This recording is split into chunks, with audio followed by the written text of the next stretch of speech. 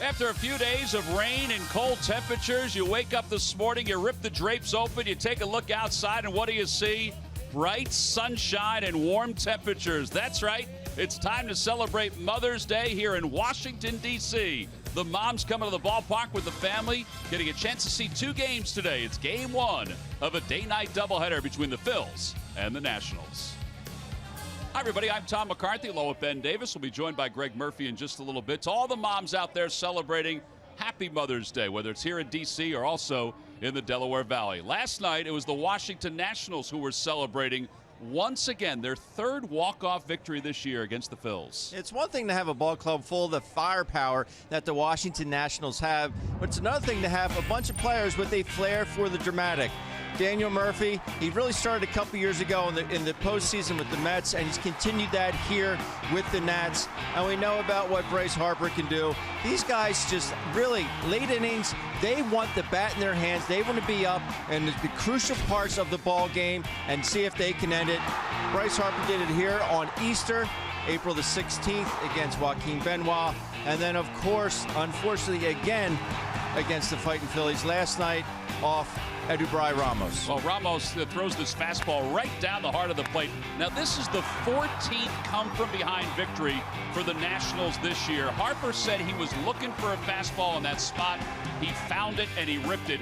It takes a certain kind of player to have the ability to knock in those runs like that on a walk-off style. Exactly. It's like being on the free throw line when it's a tie ball game at the end of a basketball game. These guys want that ball in their hands. These guys want the bat in their hands. It's always nice to have a guy in your ball club that you can rely on to get that big game-winning hit.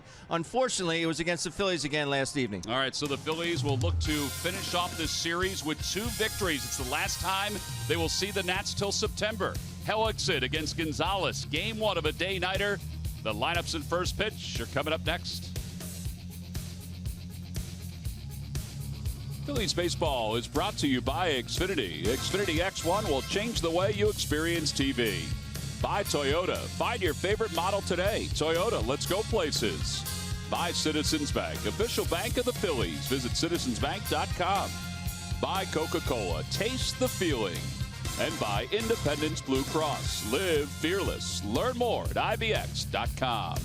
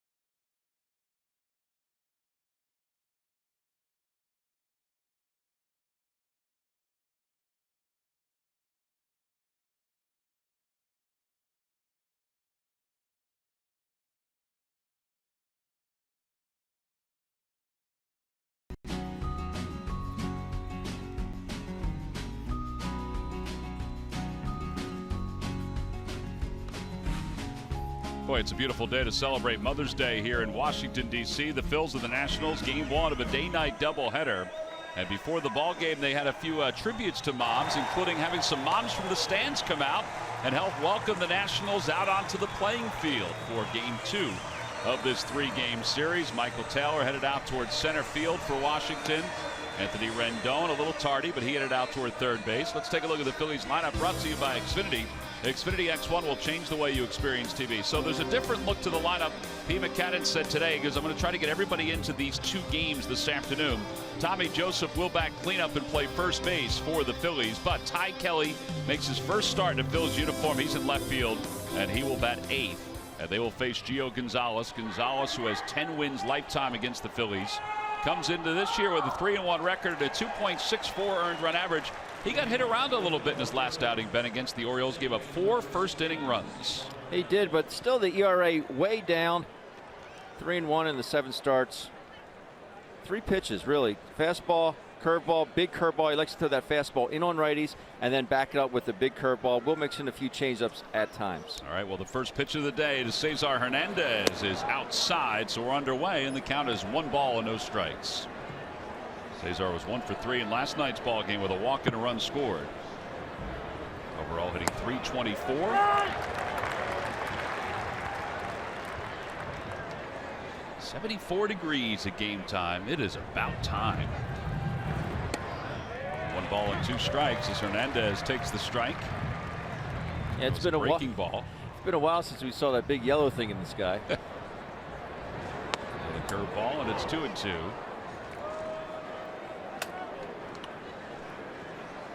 Cesar with 30 runs scored, 5 doubles, 2 triples to go along with his 4 home runs. And it's 3 balls and 2 strikes. And like a lot of the Phillies players, he's been apt to take pitches this season.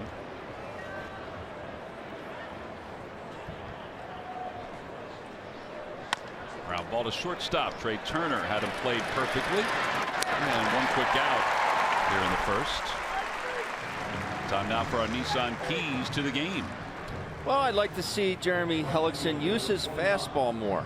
Fastball percentage down to about 44%, so I'd like to see him use that. I think the guy's starting to sit on that changeup and curveball a bit more. So use that heater. And offense, don't be satisfied with any lead. They jumped out. They got to 4 runs last night, and that was it against a much maligned bullpen that the Nats have. So keep swinging those bats. Yeah, up until Ramos giving up the home run, both bullpens had pitched shutout baseball in relief of the starters yesterday.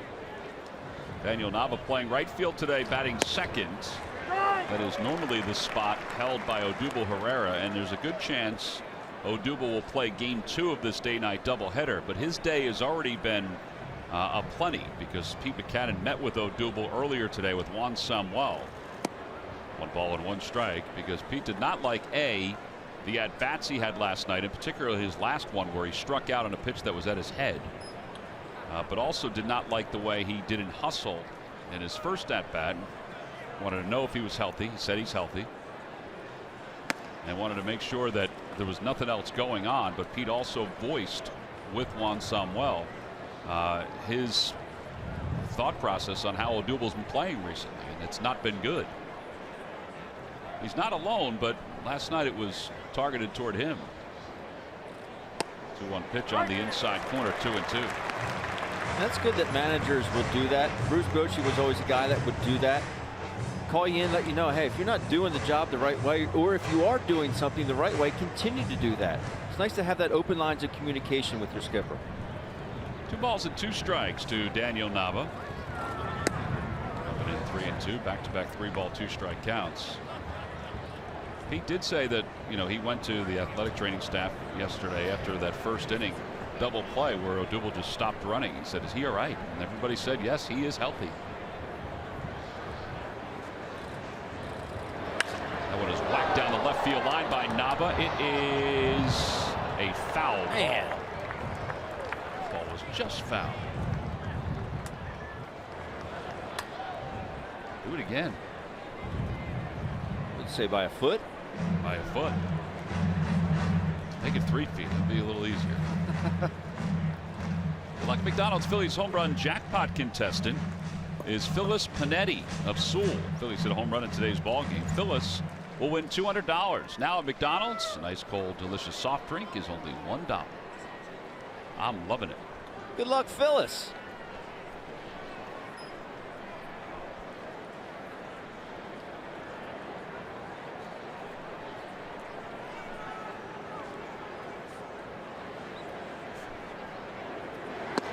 Ball 4, so Nava draws a walk. Last outing against the Orioles, Gio Gonzalez went 6 innings, allowed 7 hits and 6 earned runs, but he allowed 4 first inning runs. Overall, through 108 pitches. That's a lot of runs to allow in the first inning, and to be able to stick around through 6 innings. Settled down. Could you ask any more of your 1 and 2 hitters in your lineup, though? Cesar full count. Nava works a walk. See some pitches. The Phillies are still among the leaders, no longer the leaders, but among the leaders in pitches per plate appearance. Aaron Altair is now the hitter. Altair cracks it foul, and it's 0-2. Aaron is 0 for 13 against Gio Gonzalez. I found that number rather surprising. 0 for 13 with 5 strikeouts.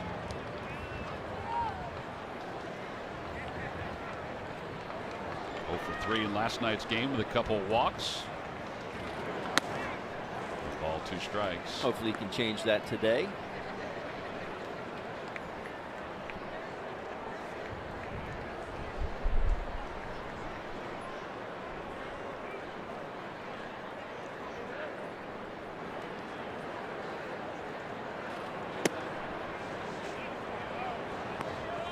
I asked Aaron yesterday, I was walking in, coming out for BP. I said, hey, what size skis do you wear? And he said, 15. I said, really? I said, that must be a pain at times. He goes, I've had them since high school. He said, I had 15s in high school. Surprised it didn't get any bigger. That's what I'm thinking. 2 balls, 2 strikes to Altair. And he pulls that one to third. It's a fair ball. Rendon, he hitches a couple of times and everybody will be safe.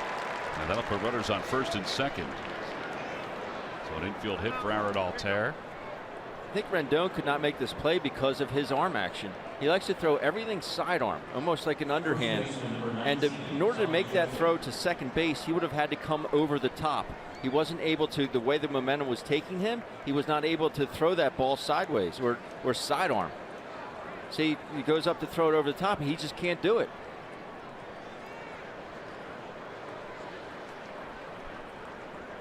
Well, the first hit of the day is an infield hit. Now Tommy Joseph, who was 2 for 3 with an RBI and a run scored in yesterday's game. Tommy's average up to 255. Ball and no strikes. Phillies as a team were 12th in the league in runs per game, averaging 4.7. Overall, they've scored 156 runs.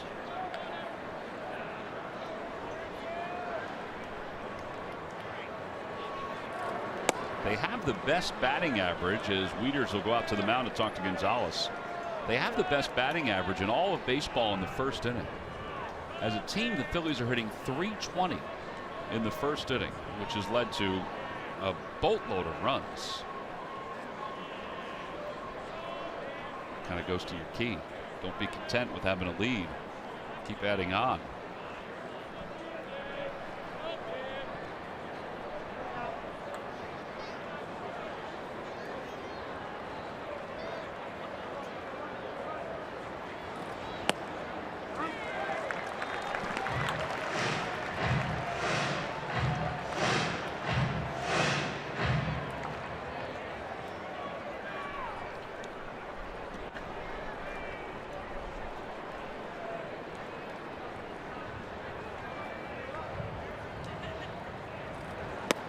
Balls and 2 strikes. And a change up there. Gio's changeup, not a traditional changeup in the sense that most changeups 8 to 10 miles per hour off your fastball. Gio's only about 5.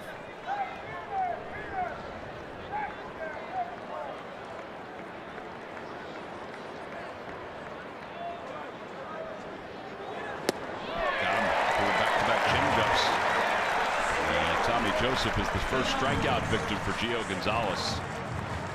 He used to strike out more. That's 37 on the year. Good run on that changeup there at 83 miles per hour. And Tommy saw 3 of them. First pitch, changeup, and then the last 2 pitches were changeup. So good idea what to look for next time. And now Michael Franco. Franco 1 for 16 against Gio Gonzalez for his career. Hitting just .208 on the season. Inside 1-0. He had 1 hit last night. It was a single through the left side. He's been good with runners in scoring position this year. And 2 outs. Along with the rest of the Phillies hitters.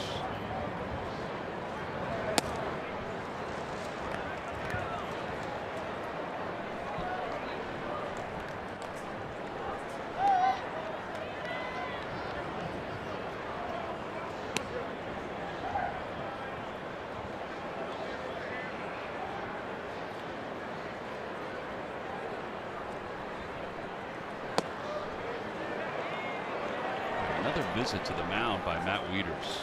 Take him to dinner. 26 pitches.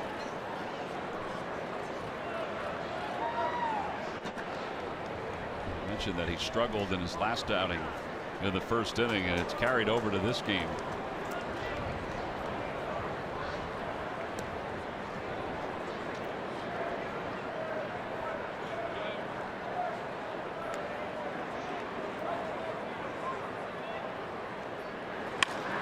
Pulled foul. Green light from Michael Franco. I think that's why Wieters went out there, just to, he could accomplish the same thing by just saying, hey, little hand gesture. He might be swinging here. Well, this will be the 28th pitch of the first inning for Gio Gonzalez. Last night it was Tanner Roark who labored with his pitch count and left trailing 4-0. The Nationals pulled him off the hook.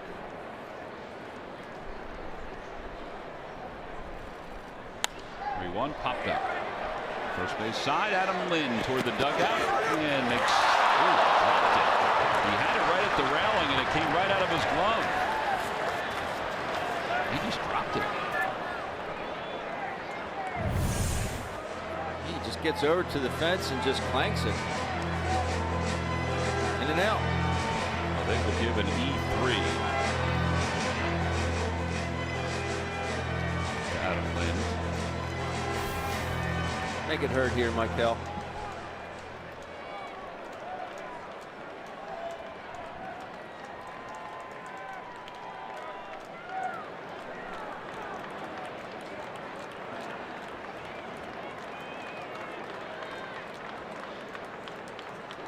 There's go. Ball is fouled back and it remains 3-2. Juan Samuel is pretty much on the on-deck circle. Yeah, this is more drastic than usual for Sammy. I mean, he is way down there. Look where Sammy is. He's right there. Back at his prime. I don't think anybody would mind if he was on deck. I don't know if he's adhering to the coaching box rules. I don't think so, Tom.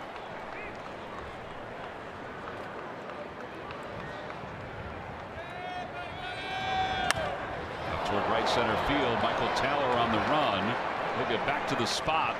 But a step from the track makes the catch. Side is retired. No runs. 1 hit. 1 error. And 2 men left. Jeremy Hellickson goes to work in the bottom of the first.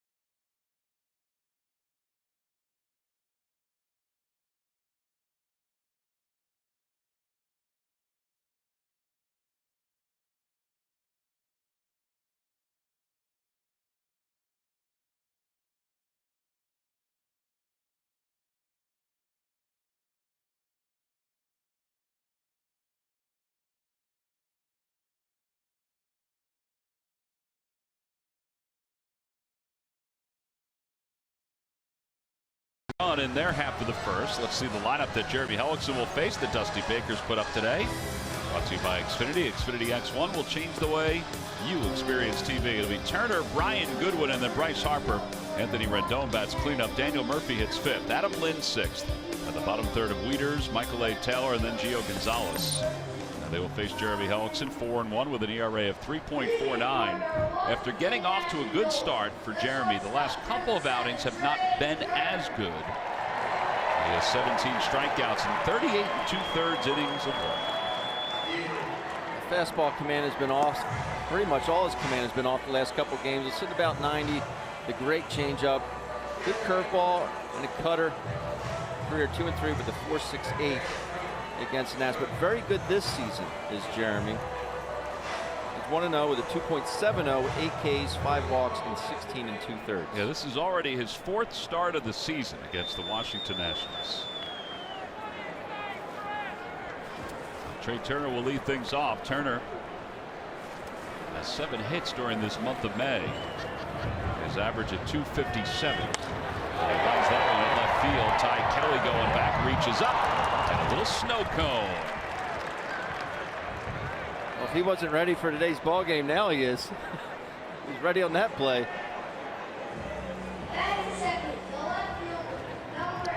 Right pitch went away. Here are the 3 starts for Hellickson against the Nats. 5 innings the first week of the season, and 1 hit. 7 innings in his second game, and then just 4 2/3 his last time out. That was when the Nationals were at Citizens Bank Park and could do really no wrong. Brian Goodwin, who pinch hit in last night's ball game, will be the batter. Goodwin is 1 for 4 on the year in the big leagues. Numbers were not great down in AAA, but still did get the call. 256 at AAA.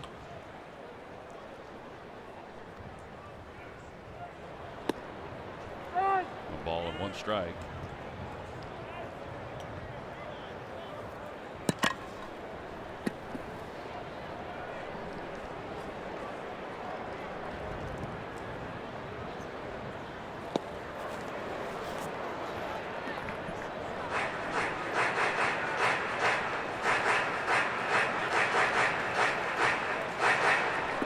Brian Goodwin was a first-round pick by the Nationals out of North Carolina back in 2011. And he is down on strikes. The first strikeout for Hellickson.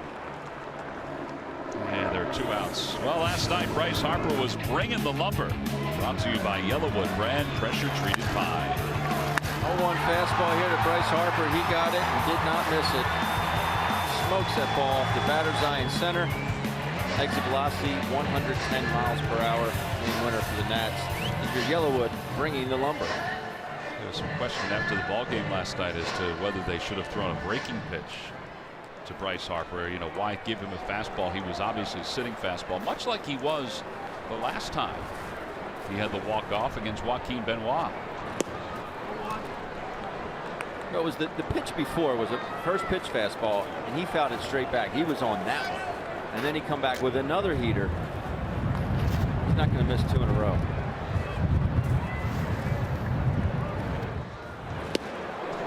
Ball with 1 strike. He waved off Ramos last night. There was a story in the local paper about him doing that. Ramos kind of got in his way as he was coming down the third base line. And Pete also had a conversation with Ramos today about that. Basically said, yeah, that doesn't play right up here. 2 balls and 1 strike. A lot more to it than just writing some names on a lineup card, isn't there? He had a busy day. Yes, he did.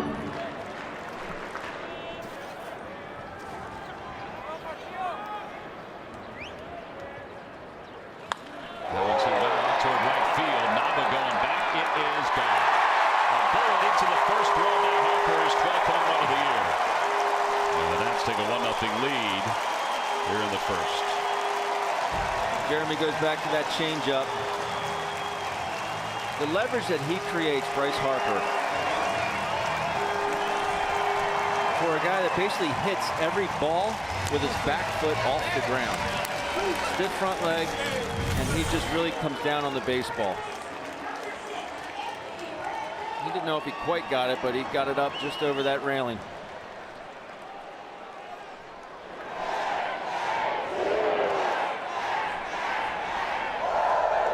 Well, get out of here in a hurry. And now Anthony Rendon. Already 12 home runs for Bryce Harper. And for the Nationals, that is their 58th. And they are second in all of baseball in home runs.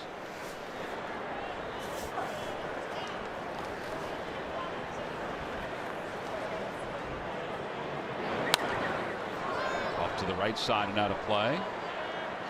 So pitch cast presented by your local Tri-State GMC dealer. Not a bad pitch. Just went down and got it.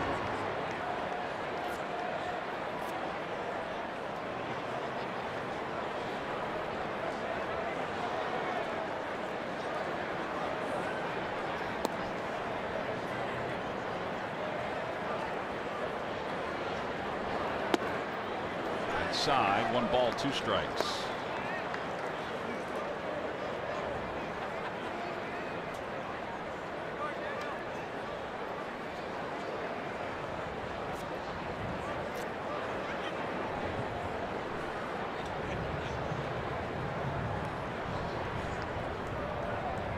Ball and 2 strikes to Rendon. Inside. Nationals are second in home runs with 58 now after that Harper one. The Milwaukee Brewers are #1 with 60 home runs as a team. Texas Rangers, who have won 5 straight, by the way. Phillies are going there next. They're third, and then the Yankees are fourth. 2-2 pitch to Rendon. And now 3-2.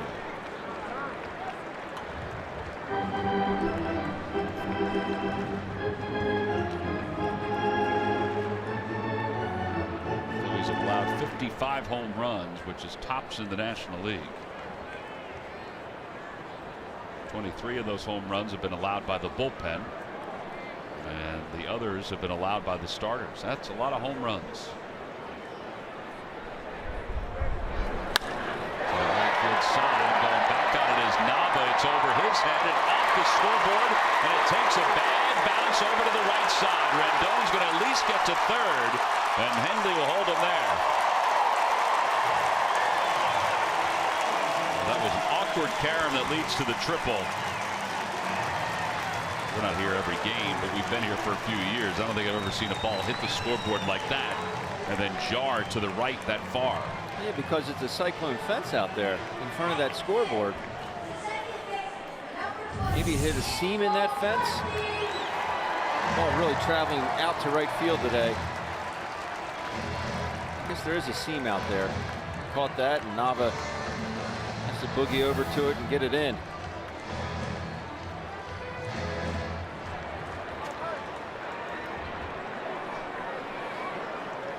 As he catches his breath, here's Daniel Murphy. Murphy 6 for 19 against Hellickson for his career. With a curveball, and it's 0-1.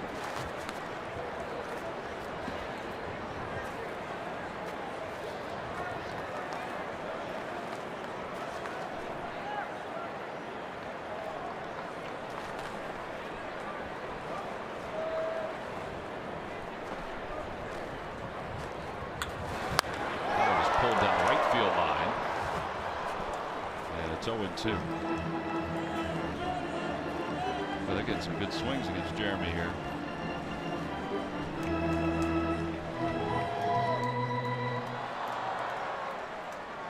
I'm just trying to figure out why I had Murphy in front of Rendon. Because the lineup card in the clubhouse was incorrect today. Ah.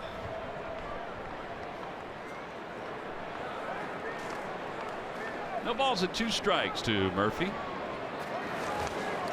Fouls it back to the screen.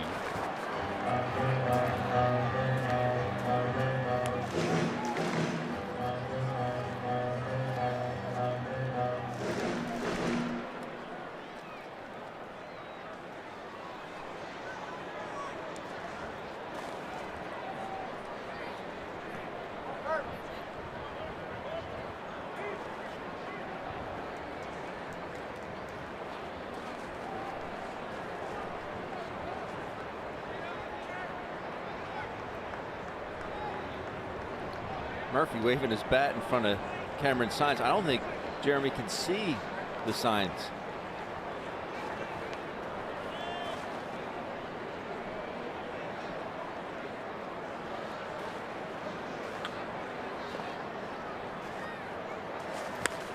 Little bloop. Back at third. On the run is Galvis, and Galvis is there. Well, the inning is over, but the Nationals do score a run on the home run by Bryce Harper. It's his 12th of the year. Man, he went down and got it. He generated a lot of bat speed, and he helps the Nats to a 1-0 lead.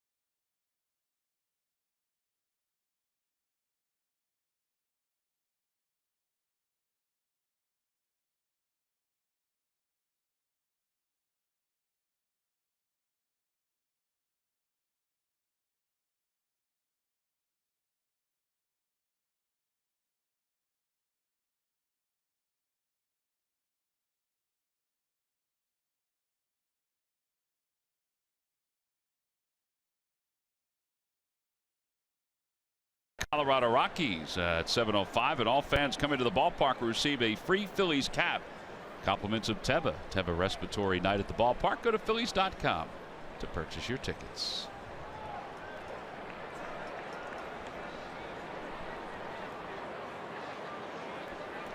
All right, here's Cameron Rupp to lead it off.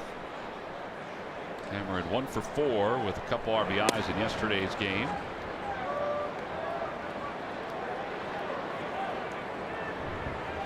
.263 with 3 home runs and 8 runs batted in. His last 9 games have been a drastic improvement.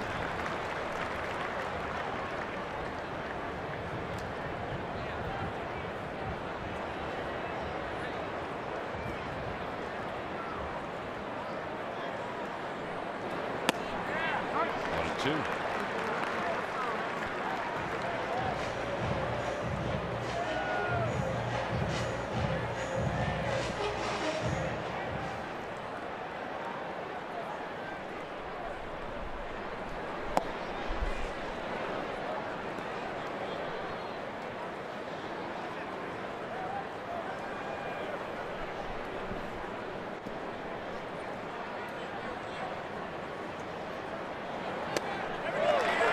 Cam is down on strikes. What away. That's the second strikeout for Gio Gonzalez. And that'll bring Freddie Galvis up to the plate.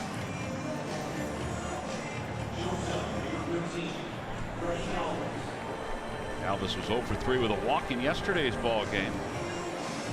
And he is 10 for 38 against Gio.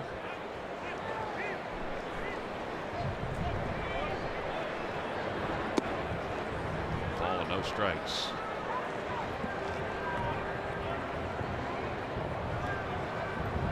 Gio Gonzalez has 105 wins for his career, 105 and 78, with an ERA of 3.70. I always like to see what a pitcher's done against teams that have a 500 record or better. And for his career, he's 8 games over 500 against teams in that category. He is 50 and 42. An ERA of 3.9 against teams who are better than 500. There are a lot of pitchers that are drastically above the 500 mark as a total that aren't as successful against the better teams. 10 wins against the Phillies, second among active pitchers. Runs out to right center field. Michael Taylor tracks it down. 2 outs. Today's ball game is also available in Spanish. Just use the SAP button on your television or change the language through the menu on your cable box.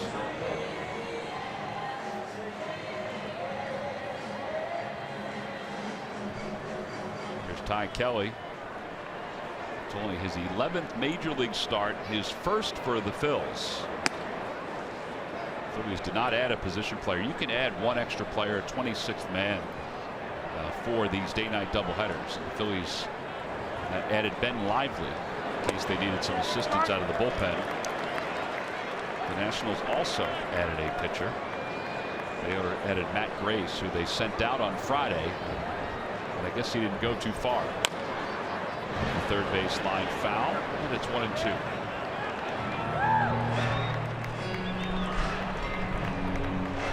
See Kelly get on here. A nice double to lead off an inning last night after coming in on a double switch, and off Romero, good at bat.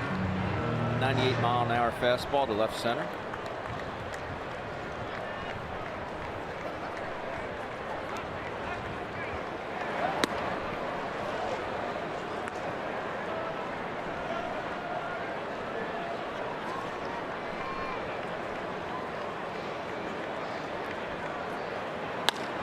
Ball to shortstop. Trey Turner to his left. He's up with it. And Kyle Kelly hustling up the first base line. He's retired. 6-3 on the putout.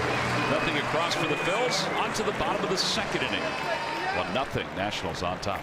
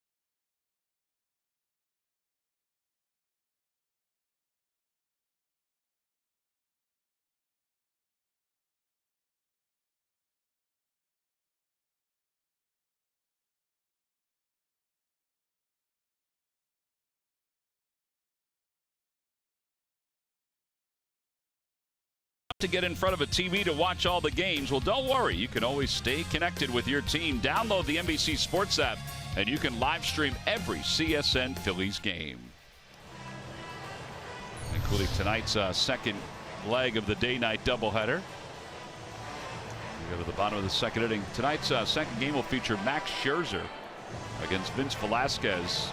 You had two veterans. A lot of times the manager will ask, the elder statesman, all right, which game do you want to throw? And then he'll decide, and then the other one will fall in line. But with Gio Gonzalez and Max Scherzer, they're basically the same guys as far as veteran status goes.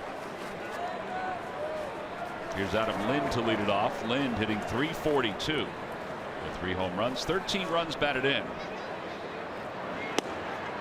He has seen his fair share of Jeremy Hellickson. 10 for 35 against Hellickson for his career.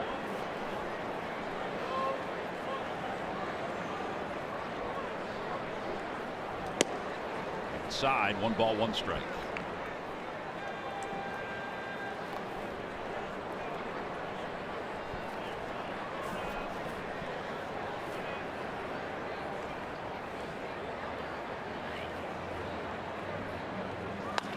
to the right side, and that'll leak into right field, a base hit.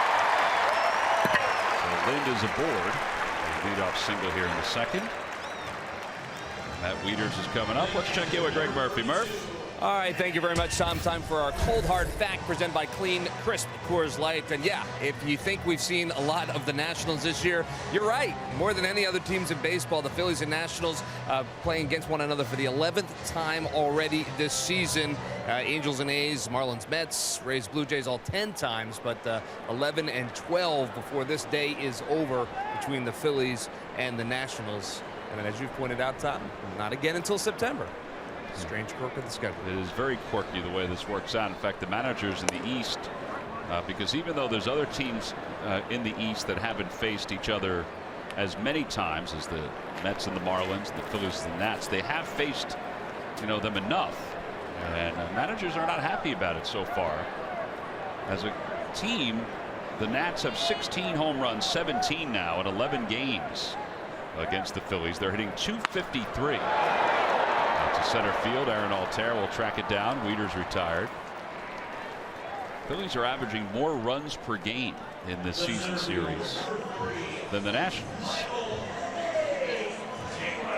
I mentioned Jeremy Hellickson, fourth start in 34 games against the Nats. The first Phillies starter to make 4 starts against one team in or before the team's 34th game since Jumbo Elliott back in 1931. Jumbo. Yep.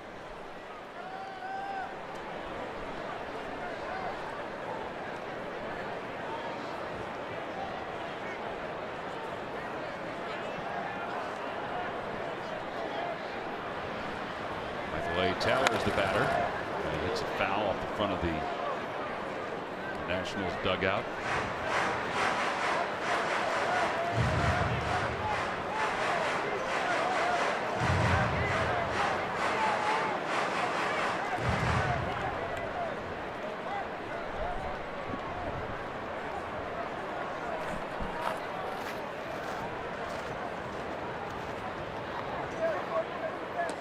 Toss over to first base.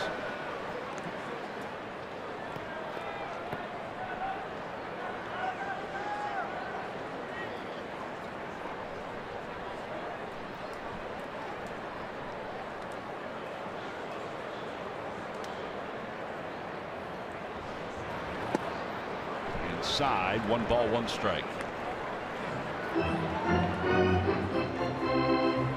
Jumbo won 19 games for the Phillies in 1931. Nicknamed Jumbo because he was 6'5", 250 pounds, which in this day and age, you might call him tiny. Glad you don't call me Jumbo. It did cross my mind that we could start doing that. Isn't that funny, though? Back in the day, that was good size. Some places where he's listed at 6'3". Baseball Reference has him listed at 6'3", but other places have him listed at 6'5".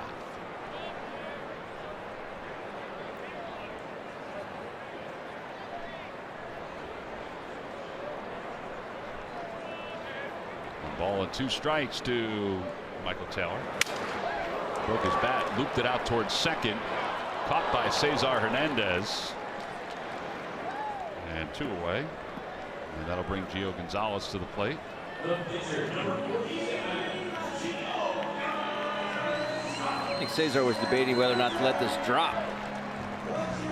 But Taylor busted it up the line. There's no way they could have completed that double play. So coming in here, should I let it go? I'll just go in and get it.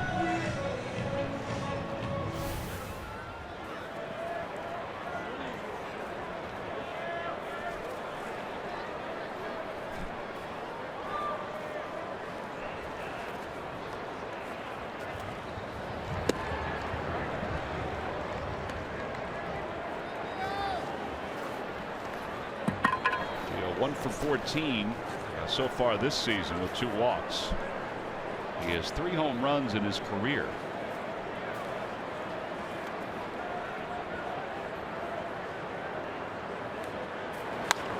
Hands off the hands. That'll drop in front of Nava in right field. They throw to first. It gets by Tommy Joseph. And Adam Lynn's going to go to third.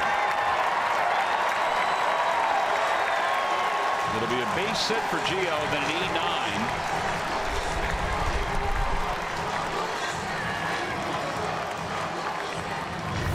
Don't have a terrible problem with it because as the pitcher running, you're playing in, but once you can't get it out of your glove, you got to eat it. I don't mind players making an error on the side of aggression. This is the case with Daniel Nava, but once he cannot get it out of his glove, you just got to eat it. I would agree with that. It's not often that works. Did Vladimir Guerrero throw it off Schilling's head? Vlad? Boy, I don't remember. It sounds right.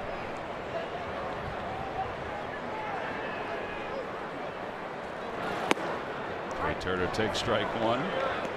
Larry Walker, maybe? Pretty sure they're playing the Expos.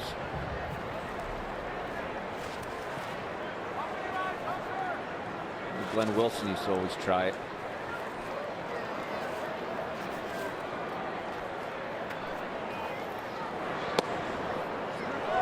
Outside corner, 0-2.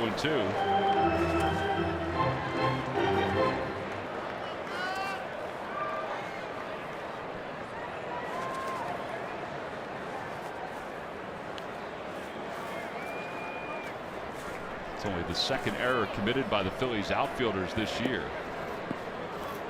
Pretty clean existence so far for the Phils. Try it again. This time it misses outside, 1-2.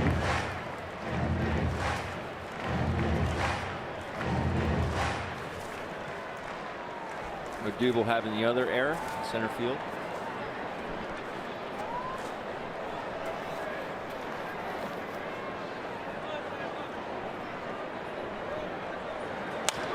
Line drive caught by Cesar Hernandez. Snatched it right off the top of the dirt. And the side is retired. No runs, 2 hits, 1 error, 2 men left. On to the third. Nats lead at 1-0.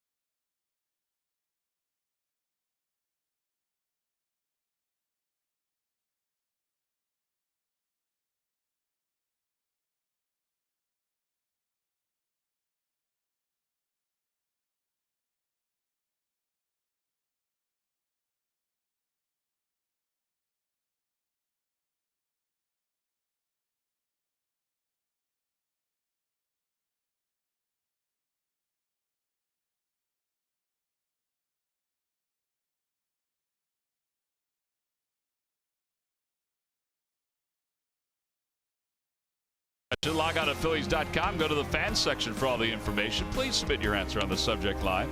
All right, Ben, here's our Mother's Day edition. Who holds the single season record for most strikeouts in Nationals franchise history? I have a righty that comes to mind immediately, a lefty that comes to mind immediately. Pedro and the unit. A good one. Answer will be revealed a little later on.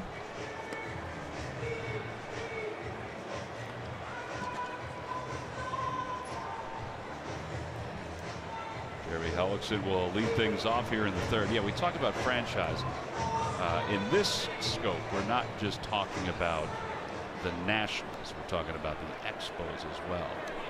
Sort of marrying into the Nationals organization.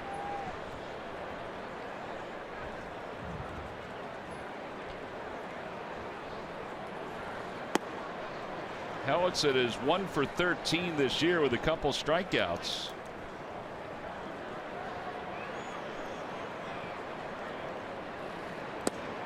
On the outside corner, 1 ball, 1 strike. By the way, we're talking about outfield defense. The Phillies have now made 2 errors in the outfield. There are 2 teams left that have just made 1 error in the outfield. It's the Royals and it's this team, the Washington Nationals. Nationals have 1 more assist than the Phils. I wonder about how good that is. Well, the leader of the pack for most errors by the outfield are the White Sox and the Padres. They've each committed 7 errors already in the outfield. That seems like a lot. Hellickson fouls it away.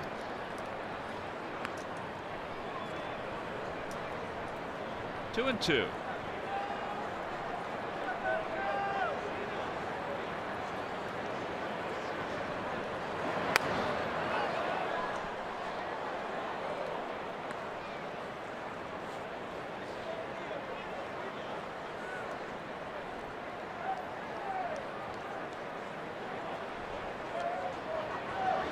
Curveball, and Hellickson's down looking. 3 strikeouts for Gio. And 1 away. By the way, in between innings, Ben did do some research and found out it was Willie McGee that hit Kurt Schilling in the helmet. It was square the coconut. Can you imagine just running down the line all of a sudden, whack.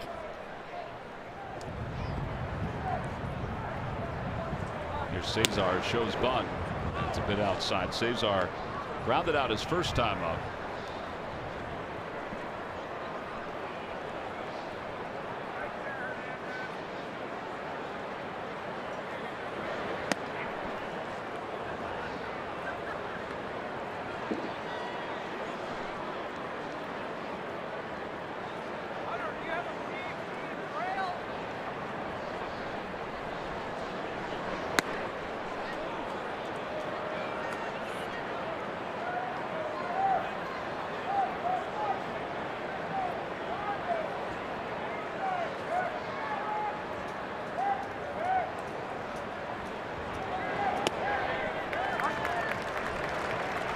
Take it all the way. 3-1. Pretty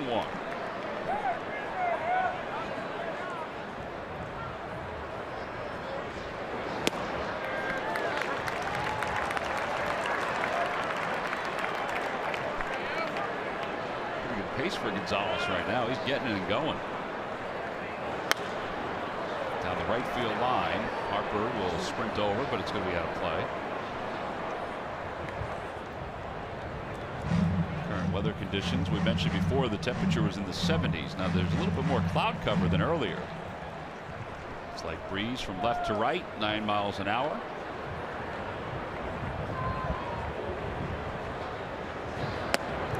And ball 4. Cesar draws a walk. Second walk issued by Gonzalez. So Daniel Navas coming up. By the way, our first opportunity this year to run the bases at Citizens Bank Park for children 14 and under. It'll be after the Saturday, May 27th game against the Reds. It's sponsored by Nemours. Go to Phillies.com to purchase your tickets.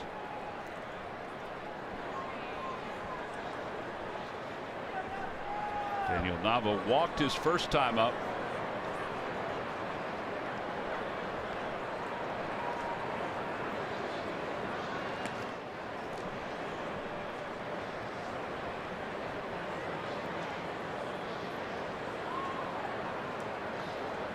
I know there's some good second basemen in Major League Baseball, but I'd be hard pressed not to take Cesar Hernandez on my team. Really would. Inside corner, it's 0-1. Just another very good at bat.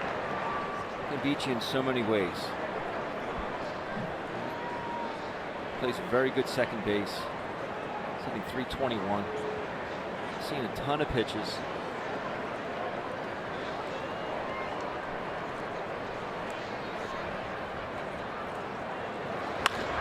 It's sharply on one hop to shortstop. Turner to second for 1. And a 6-4-3 double play. And that thwarts any chance of a Phillies rally here in the 3rd. No runs, no hits, and nobody left. Middle of the 3rd. 1-0 Nationals on top.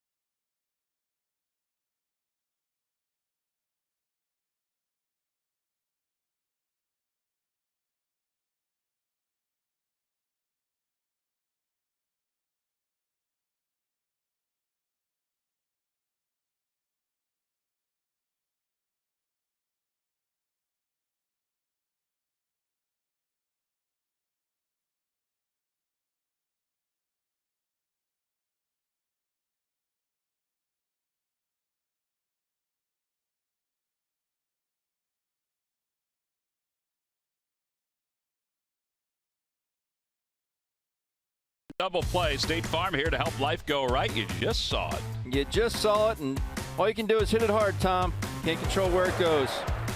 Daniel Nava, hard hit ball to Turner, on to Murphy, and then to Lynn for your State Farm double play.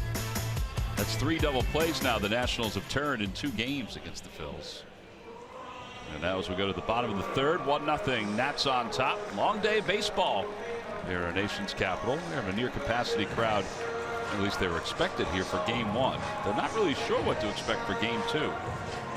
Although they have Scherzer starting, and it's Trey Turner bobblehead night. That was supposed to be Friday. Although folks were walking out of the ballpark last night with a bobblehead. Huh. There's Brian Goodwin.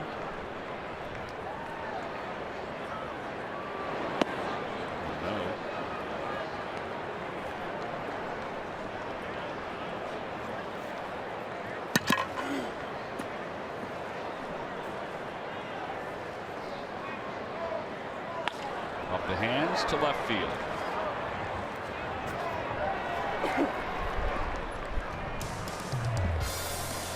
Phillies baseball is brought to you by your local Chevrolet dealers.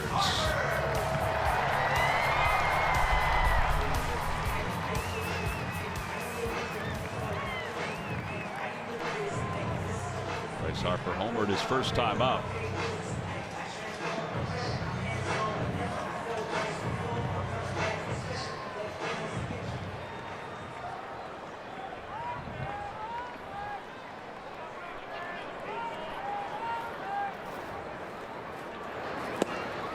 Harper's home run total now is at 12. That ties him for 4th in Major League Baseball. Yonder Alonso, Freddie Freeman, Joey Gallo, and Mark Reynolds all have 12.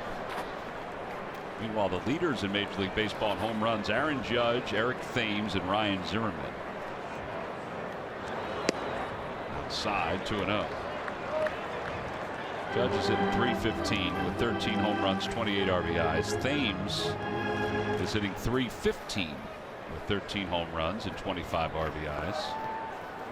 And then Ryan Zimmerman is hitting .397. Ground a foul. So here is that first inning home run. Changeup down and away, literally down and away, and he gops it on out of here. This creates so much leverage and backspin.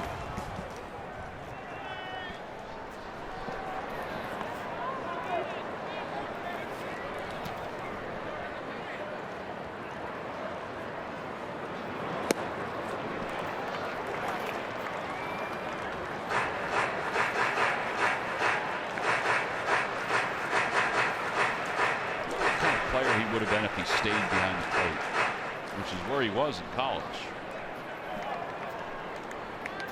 junior college.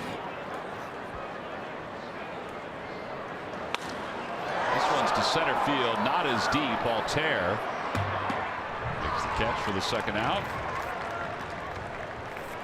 And that'll bring Anthony Rendon to the plate. Good question. I never really saw him catch, but actually saw that photo of him and Joey Gallo you were just talking about. They're Little League teammates. Harper had the catching gear on. He's caught throughout his whole life. I think they made the right decision. Well, he certainly adjusted to it fine.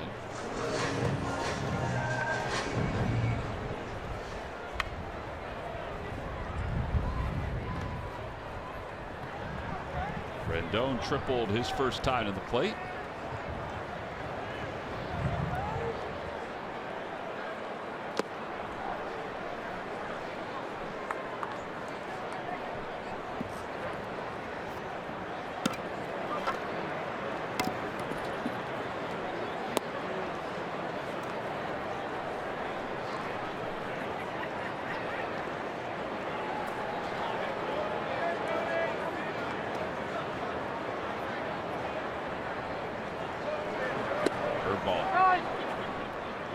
He's been able to throw some of those other pitches to get them off his changeup.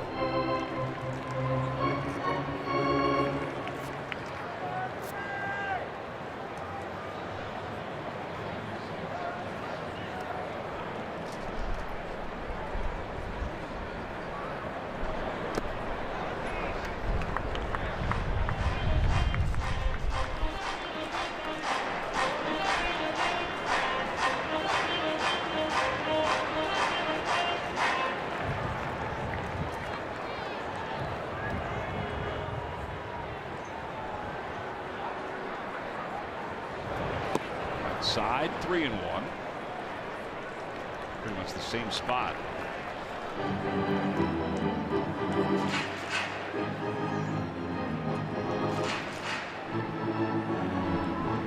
He's on deck.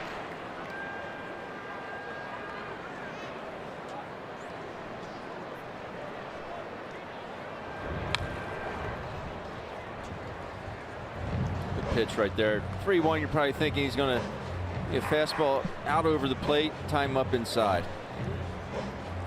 Rendon looked like he was just totally committed to that pitch outside and ate him up in the inner half. Just starts diving and then the ball just keeps running. That's an awkward 3-1 hack.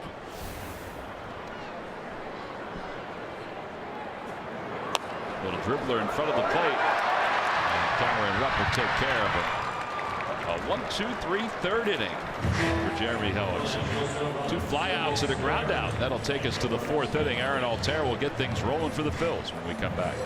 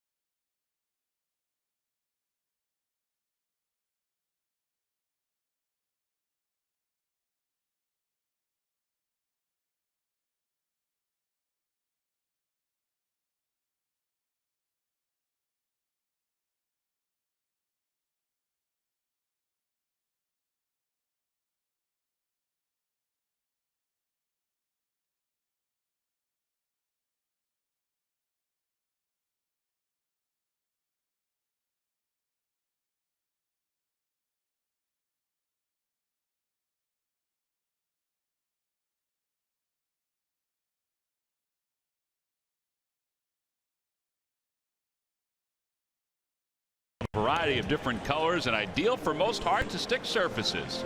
So if it needs to get done, put it on a post-it note. Personally delivered to your desktop for free by who? Who but W.B. Mason. Well, top half of the 4th inning. Mother's Day here at Nationals Park, soaking in some sun. Sometimes it's a little more work for the moms to be out at the ballpark with the kids. Not her, not now anyway. The little one's off to a little slumber. Too bad she doesn't have your sunglasses, Ben. You know it.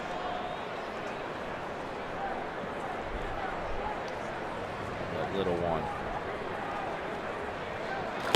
Altair takes outside. 2 balls and no strikes. Phillies have just the 1 hit. It was the infield hit by Altair, his first time up.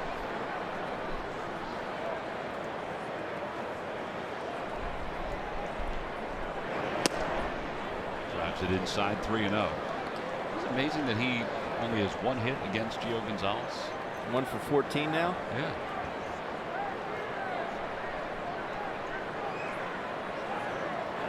I think it's that curveball that Gio throws that sort of neutralizes, or maybe it's the changeup against Altair. You just don't see some guys. The way the ball comes out of their hand, you just don't pick guys up. 5th in the league in ERA. Mike Leake leading the way. Aaron Altair draws a walk. That's the 3rd walk issued by Gio Gonzalez. So even though the Phillies only have the 1 hit, they've had base runners. And now Tommy Joseph is coming up. I think Tommy's got to look out over the plate here. Give him the inside part until you get to 2 strikes. Then you obviously have to protect. But 3 changeups his first AB. I'll be looking out over the plate here.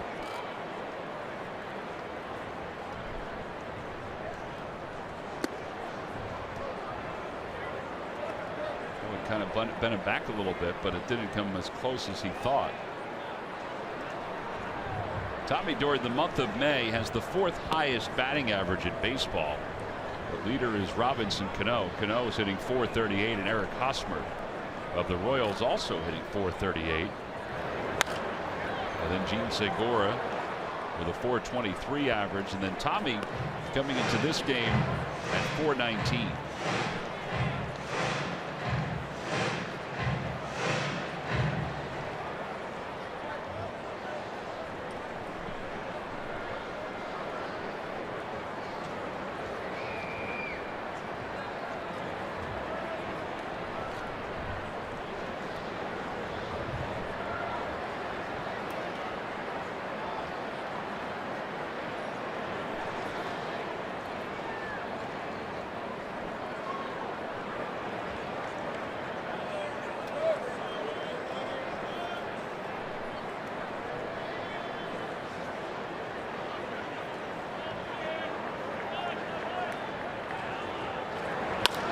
Ball to 3rd base, and Rendon quickly gets it to 2nd for 1. Over to 1st and around the horn double play.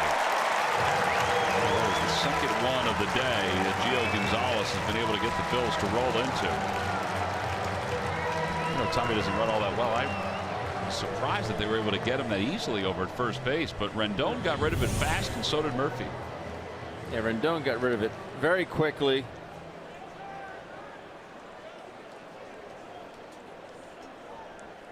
Murphy takes that throw on the back end of the bag, which is you just typically don't see it. Yeah, usually the 2nd baseman will sweep across the bag and throw from toward the infield grass.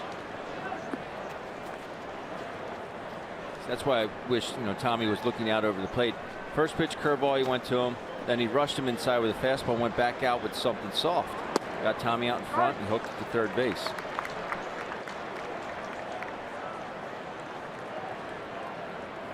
Gio likes to do. He likes to rush you inside to get you looking in there and get you out of the way. Hit outside, 2-1.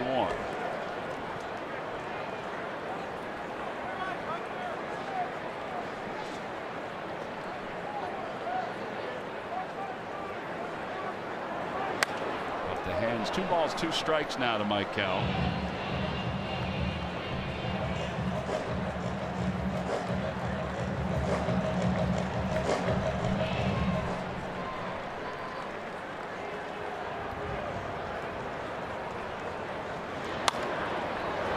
Perfectly by Murphy back toward the middle. It turns out to be an easy inning for Gio Gonzalez after the leadoff walk. He gets the 5-4-3 double play. Middle of fourth inning. That's still leaded by 1.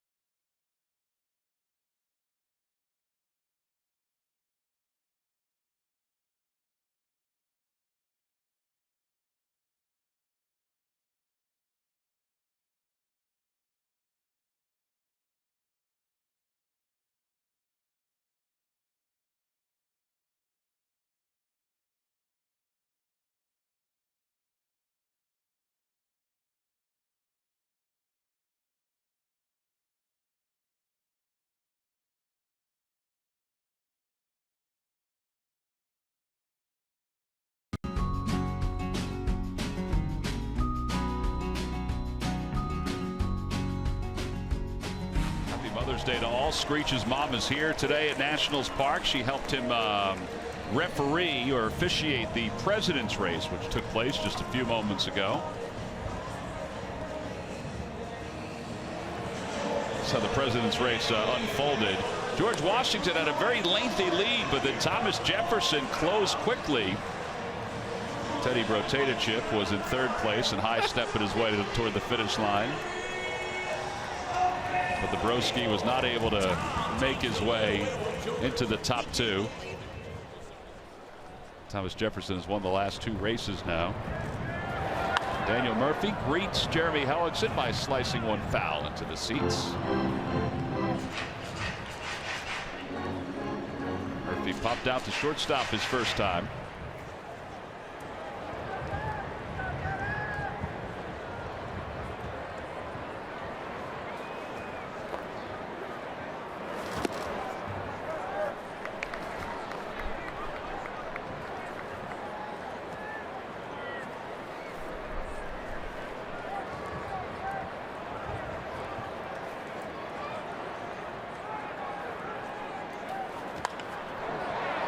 Cesar will take care of Daniel Murphy.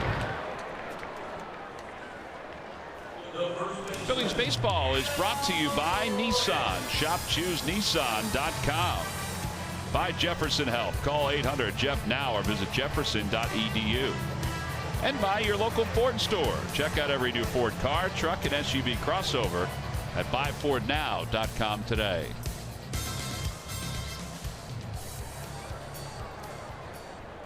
Adam Lynn will be the batter. Lynn singled his last time up.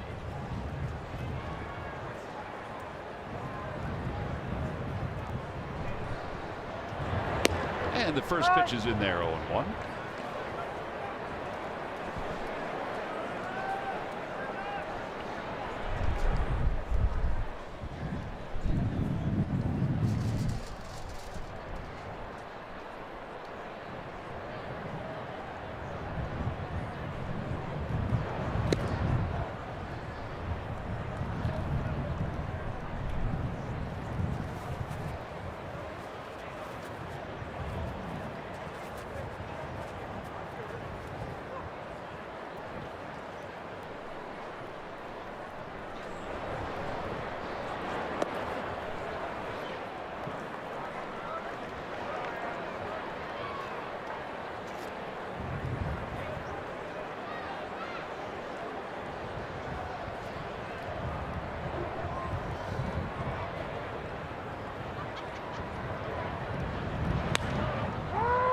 Up on the right side. Cesar didn't see it right away, and he makes the catch. I think he thought Tommy Joseph saw it. And there are two outs. RBI Baseball 2017 returns with fast-paced pick-up and play MLB action. Packed with all your favorite MLB teams, players, ballparks, and much more. Get RBI Baseball today for Xbox One, PlayStation 4, and mobile devices. Learn more at RBIGame.com. Another out recorded by a left-handed batter. Left-handed hitters are hitting just 175 against Hellickson this year. That changes a little bit with the Harper home run in the first inning. I like what he just did to Lynn with that cutter. 85 miles an hour. Tied him up.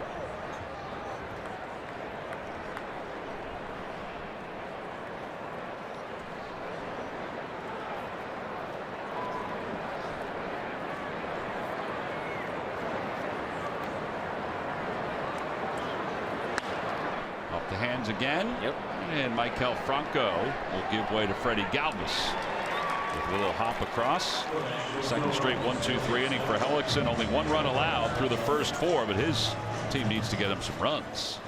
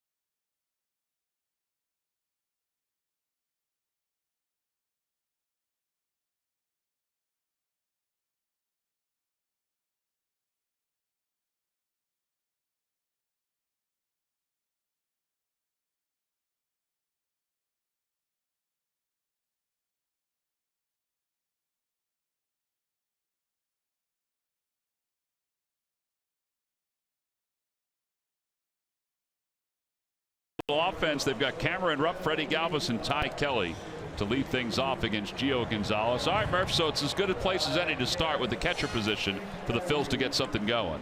Yeah, why not, Tom? You know, so much of what a catcher does at this big league level is defensive, and we talk about that very often, but you know, you also have to take note when your catchers are doing things offensively. And right now, combined, both Cam Rupp and Andrew Knapp combined are doing it and getting the job done. You know, Cam batting 263, Knapp batting 281. But look at their OPS. A combined OPS of 838 between the two of them. That is best in the National League for catchers and third in all of baseball. When you talk about all the catchers combinations in all of baseball, third in the major leagues behind only Detroit and Houston in combined OPS, which is, of course, is on base percentage plus slugging. So a very important stat in terms of offense. And, you know, Cam Rupp has really started to turn things on over the last couple of weeks, as a couple of his teammates have, and that has certainly helped those numbers. And Knapp has been very solid when he's got his opportunities as well. Both of those guys hitting for average and getting on base, which is important.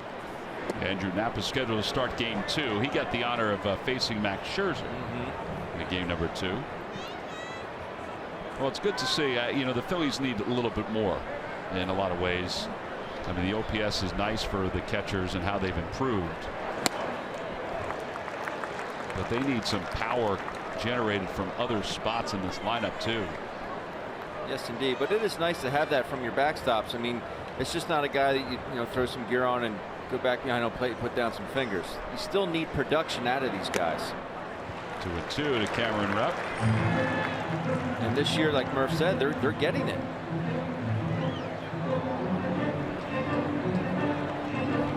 Since the month began, Buster Posey and Jonathan Lucroy are leading the way as far as batting average goes among catchers, as that one is blooped down the right field line. As guys are hitting 375 and 366. Lucroy 375 in 9 games. Posey 366 in 11 games. Cam is at 346 since the start of the month.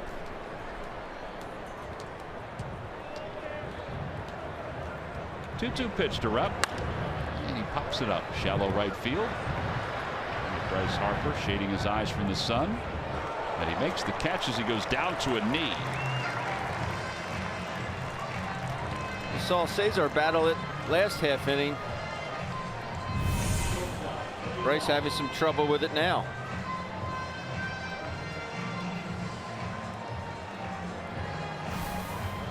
Way to stay with it. Yep. Freddie now is flied out to center field.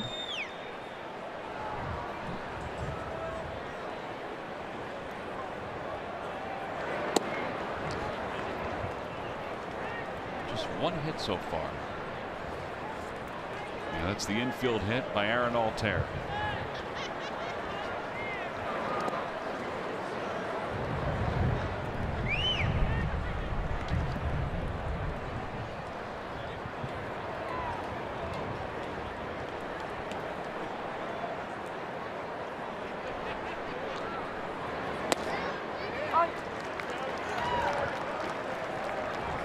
The Phillies have gotten into some really good hitters' counts.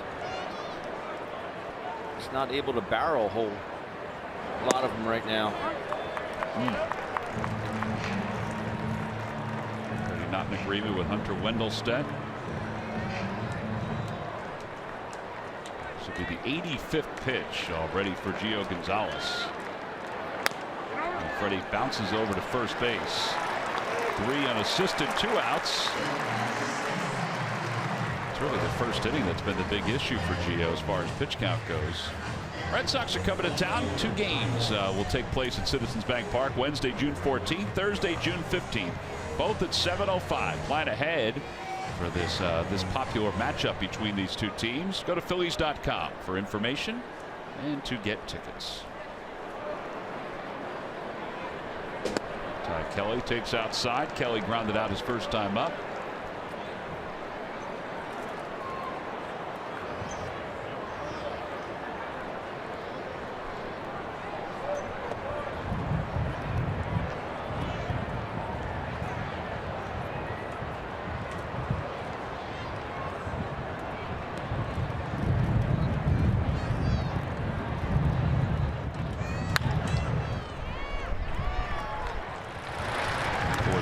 Put out, nothing across for the Phils. We have played 4.5 here on this Sunday afternoon, and Gio Gonzalez in control, up 1-0.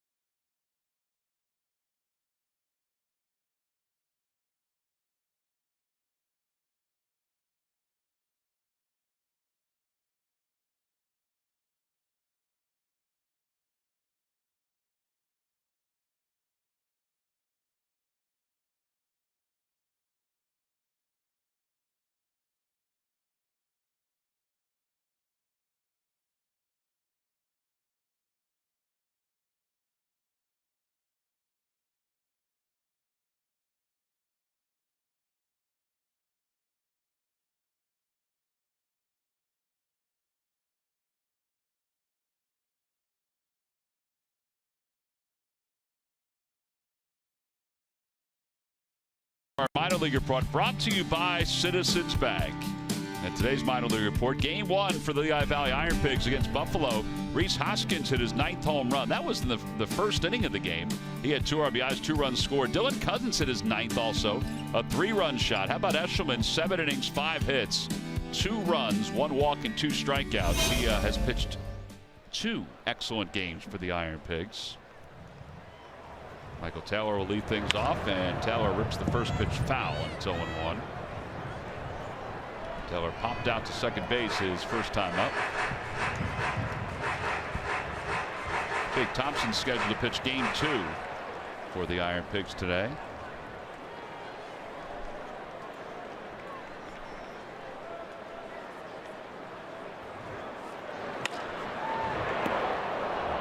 He's getting closer to getting into fair territory.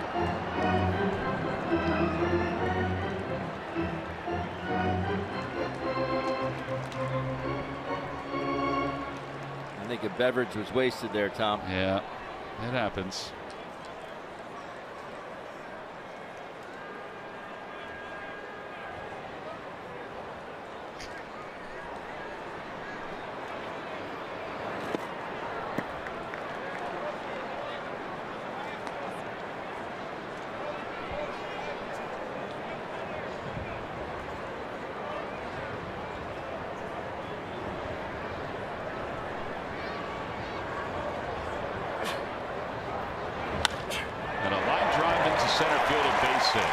That's the 5th hit for the Nationals, their first since Gio Gonzalez's hit his last time up.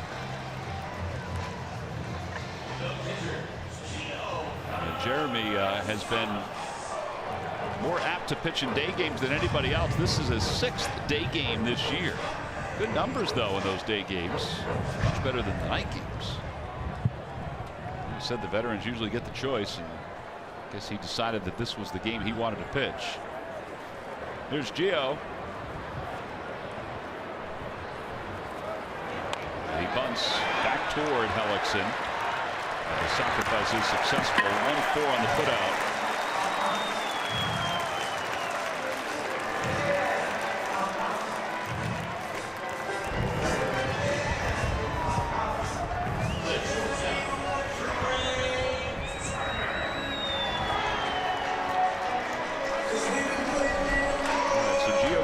Sacrifice bunt of the year. And now Trey Turner. Turner's hitless in 2 at-bats.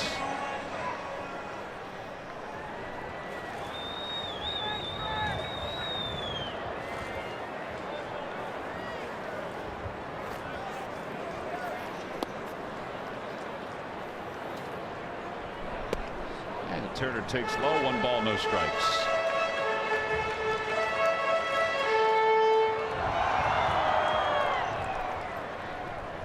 That home run yesterday, the opposite field home run.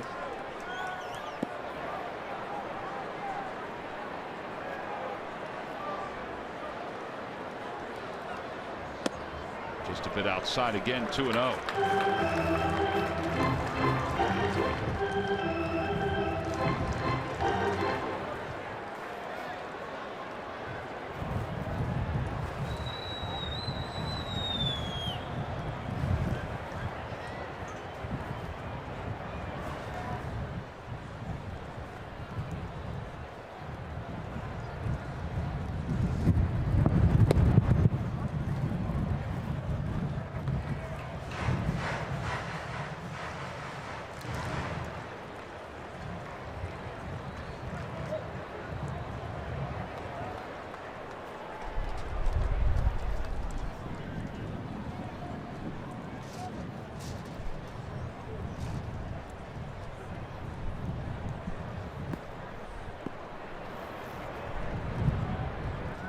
Can't really recall a pitcher per se that loved pitching day games or night games, but one of my former teammates, now third base coach for the Giants, Phil Nevin, just raked in day games. He was unbelievable. Day Compared games, to his overall numbers. Compared to his overall numbers. Night, he hit 255. Day games, 305. I mean, that is drastic. I mean, we knew Phil was going to get a couple day game, getaway day. He was going to get his. Did they ever say why? Couldn't tell you. Phil was a guy that always wore sunglasses, and some even at night. No, during day games, and some like to think he had an ability to maybe see a couple catcher's fingers here and there, peek a little bit. Mike Piazza has the best batting average of anybody in baseball history in day games. 323. Wow. During his 19 years. Buster Posey currently has the highest batting average among active players in day games at 314. It's surprising that those numbers are coming from catchers, because you wouldn't think day game after night game a little tired.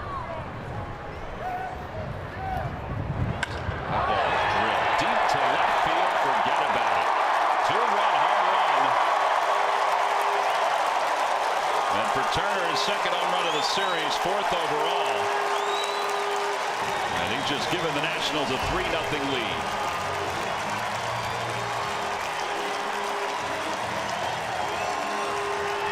They went to right field last night, and there's a bullet to left. It was a different sound coming off that bat, wasn't it?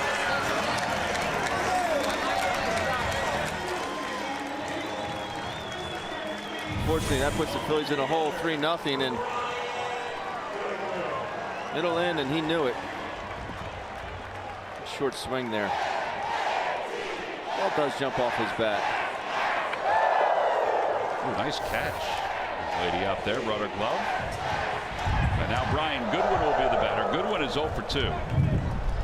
Then let me amend that. The best batting average for your contemporaries during the day is Tony Gwynn, 335. That was a pretty good batting average. Goodwin, his 3rd at bat of the day.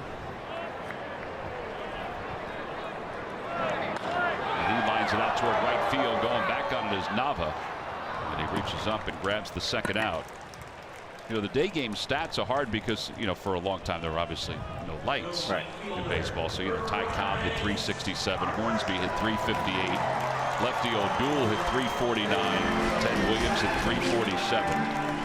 But if you think about the highest batting average since there were lights put in, then it's Tony Gwynn at 335. Rod Carew, 332.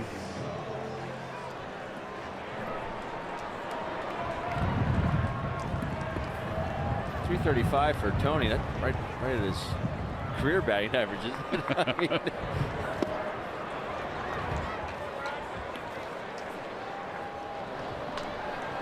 Luis Garcia warming up. Well, you're right. Yeah, his career average was 338. So yeah, it was right around it. Thought so. Imagine that hitting 338 for your career. No, I couldn't.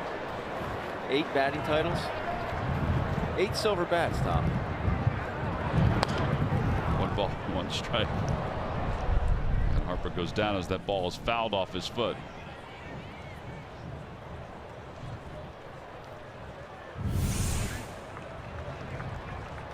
Where's the shin guard, but doesn't cover the whole foot.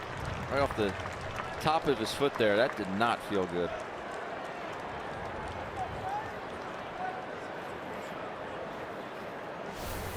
Amazing how long that'll stay with you too. They just don't go away.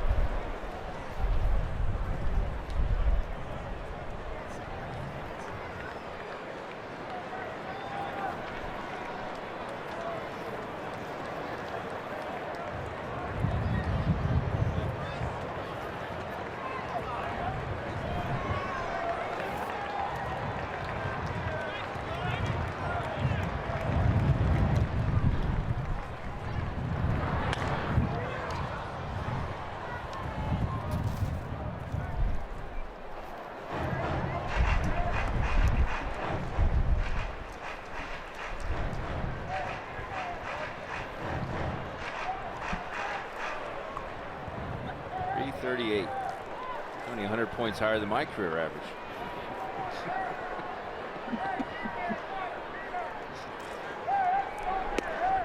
why we're laughing, or why I'm laughing. At least you had a career. Odubel Herrera's doing a little stretching. Helix, it is due to lead off the top of the 6th inning. 2 balls and 2 strikes to Harper. And he pulls a foul again. Just at 74 pitches. I mean, hopefully he can keep it at just the 3 runs here. Does have the 2 outs, but you got to send him back out there. I would with a agree with doubleheader. Yeah. I mean, you do have the extra pitcher, but still. And there is an off day on Monday. I get that, but it's just 74 pitches.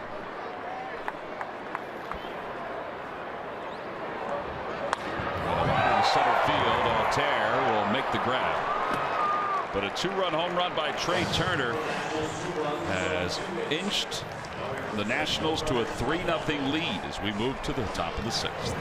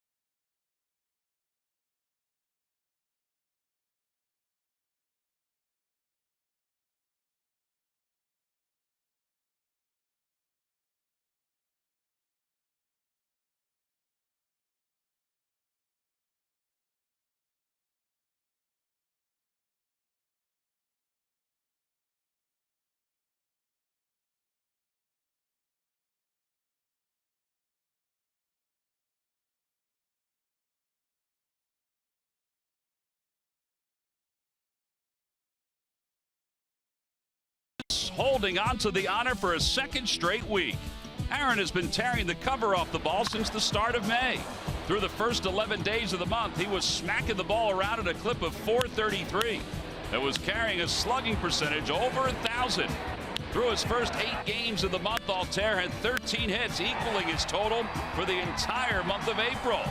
Then he put together 3 straight games with a 3-run home run in each. And it's brought to you by Independence Blue Cross. Live fearless. Well, Gio Gonzalez has a 3-run lead to work with as we move to the top of the 6th inning. And Odubel Herrera is going to pinch hit for Jeremy Hellickson. Hellickson hasn't even reached 80 pitches for the afternoon. I'm shocked.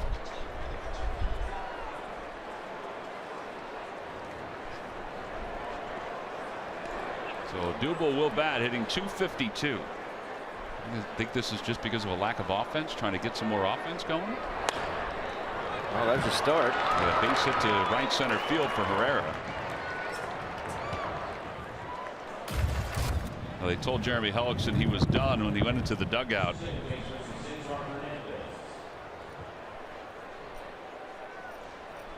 Did not look all too happy about it. Yeah, Jeremy is as professional as they come. But you know, there's a competitor in you that you want to keep going out there. He's allowed 3 runs, but in the scheme of things, 3 runs shouldn't be a difficult number to overcome. Especially with just 75 pitches that he's thrown today.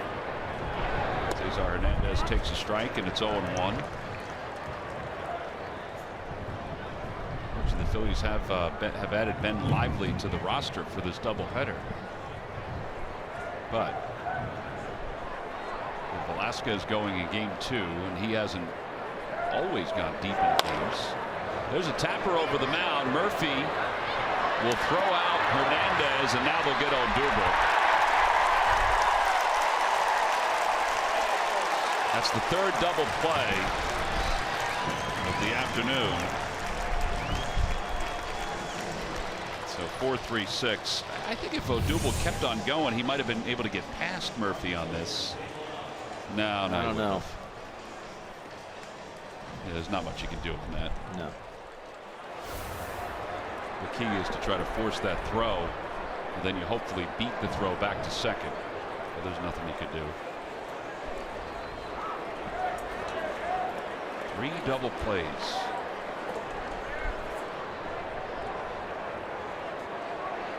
Now Daniel Nava's up. Nava hit into a double play his last time.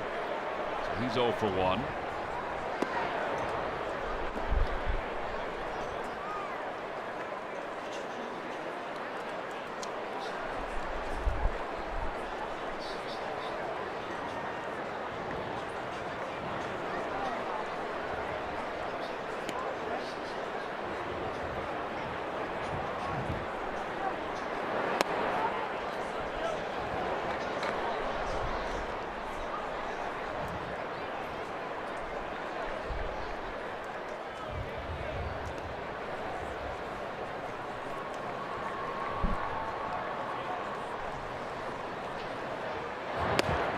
Inside, 3-0 to Daniel Nava.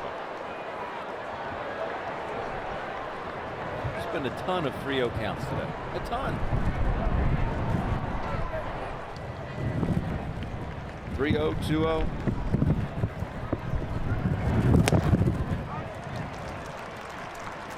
It's not like Gio is working ahead of every hitter either.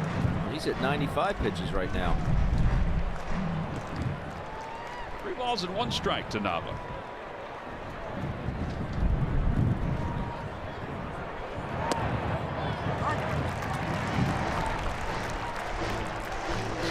Count for Gio Gonzalez in today's game.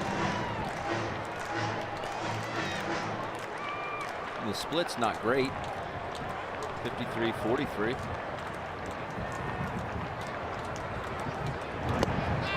a strike 3 call. Down looking right at the knees. No runs, 1 hit, and nobody left for the Phillies. 6 shutout innings for Gio Gonzalez. We'll head to the bottom of the 6th inning here at Nationals Park.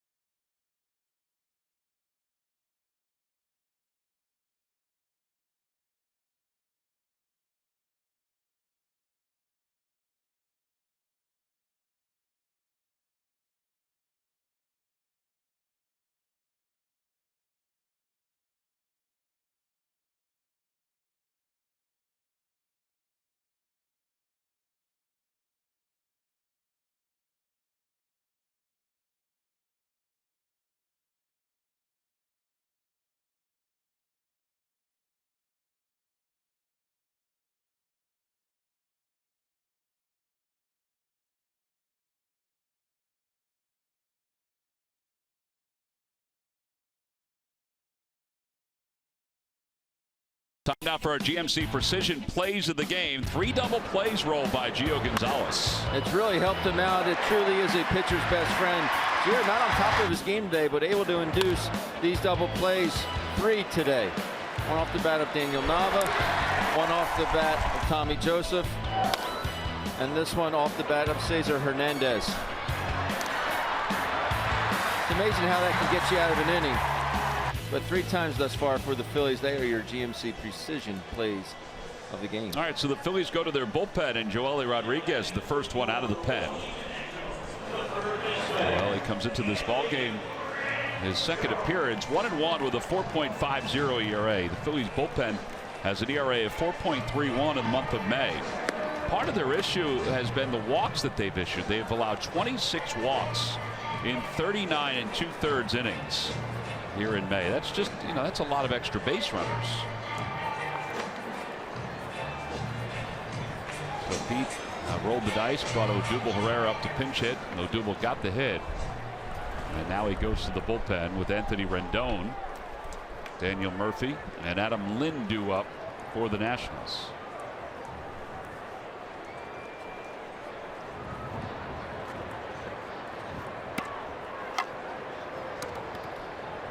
Two home runs today for the Nats. That's all the scoring.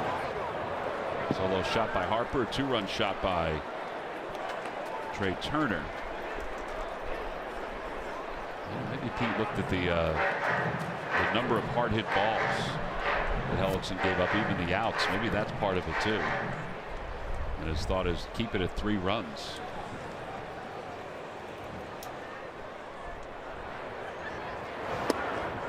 Outside 2-0.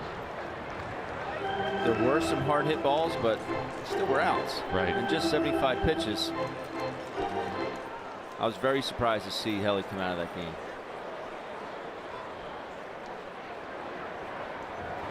Now, if there were a couple runners on base and Hellickson's spot came up in the order, then maybe.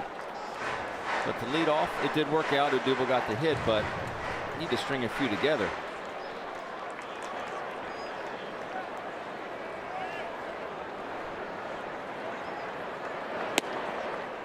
And ball 4. He just walked him on 4 pitches. And Daniel Murphy will be the batter.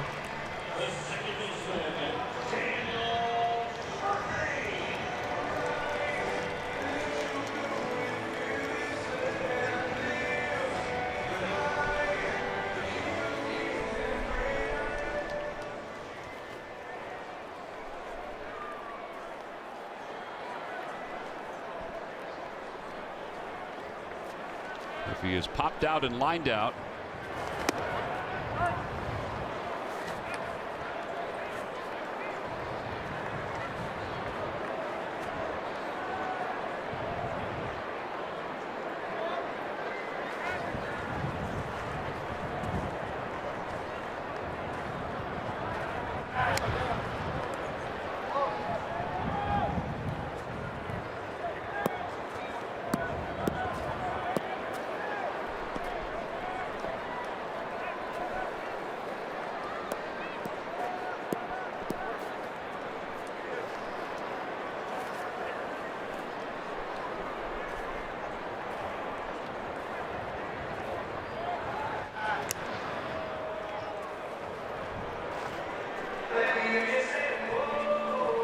Has only stolen the 1 bag this year.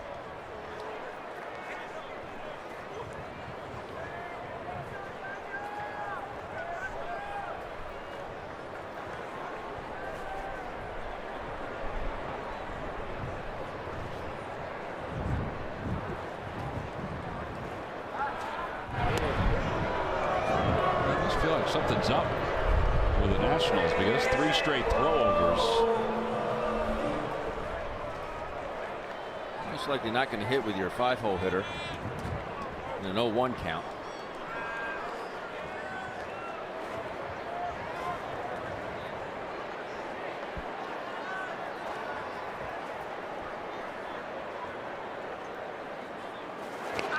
And Murphy's been hit by a pitch. You heard him say aye. And that'll put runners on first and second.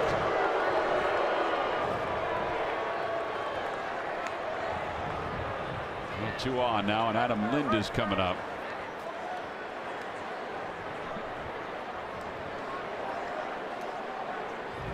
I'll take a moment to walk it off.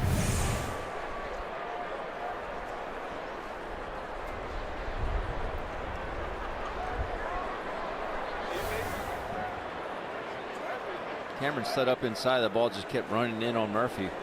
Yeah, which we've seen that from Joe Ellie sometimes, even against right hitters, would run toward the outside part of the plate. Pitcher here. Right in the thigh. I thought maybe it hit his knee. The thigh is better than the knee. There's worse spots to get hit.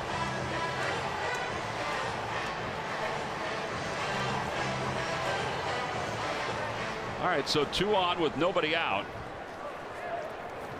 And Adam Lind, who is 1 for 2, will step in.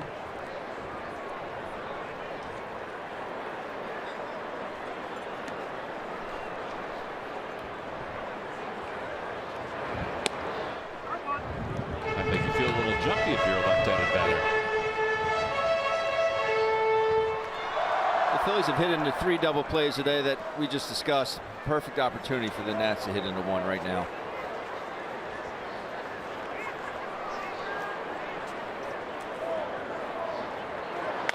There you go. Routine bounce to the second. There's 1. And then Galvis is able to turn the double play. Tommy was able to find the bag. 4-6-3. Yeah, that worked out really well. Still got another one to get here, but huge help for Joely and the Phillies.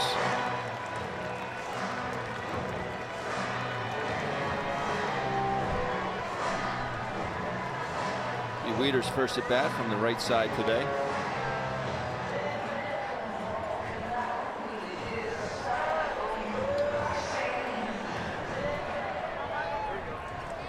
Some lefties I thought I could have hit left-handed. There's other lefties I would want no part of left-handed. Joely's one of them. Did you ever bat right-handed against a right-handed pitcher? I did, just because I had an oblique strain on my right side. Did it happen during that game? Is that why you did it? No, it was. I actually was sent up to pinch hit. I want to say it was against Chanho Park, and I did not fare too well. It just seemed very odd.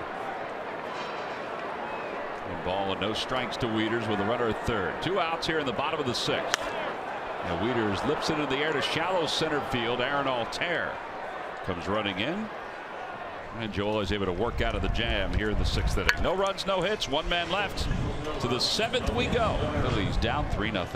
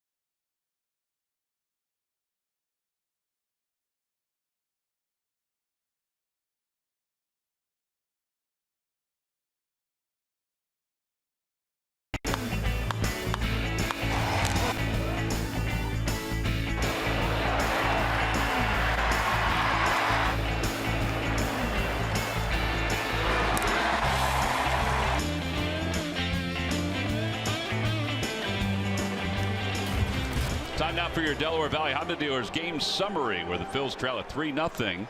They only have 2 hits today. Aaron Altair has one of them. It was an infield hit.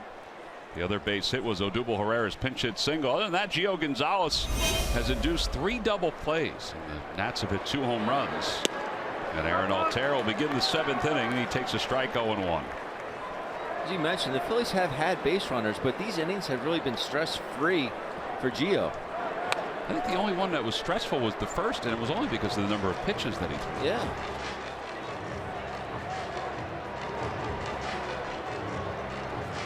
Balls and 2 strikes to Altair. Altair has singled and he's walked today. Infield single. And now he's down on strikes. Phillies baseball is brought to you by WB Mason. Who bought WB Mason for fast free delivery? Nobody does it better. And by Toyota. Find your favorite model today. Toyota. Let's go places.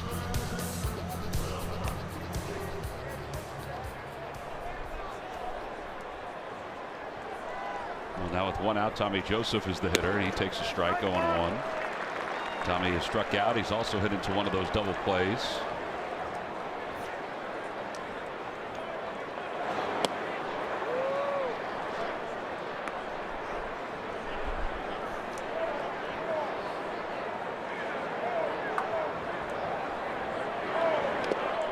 dirt. 2-1.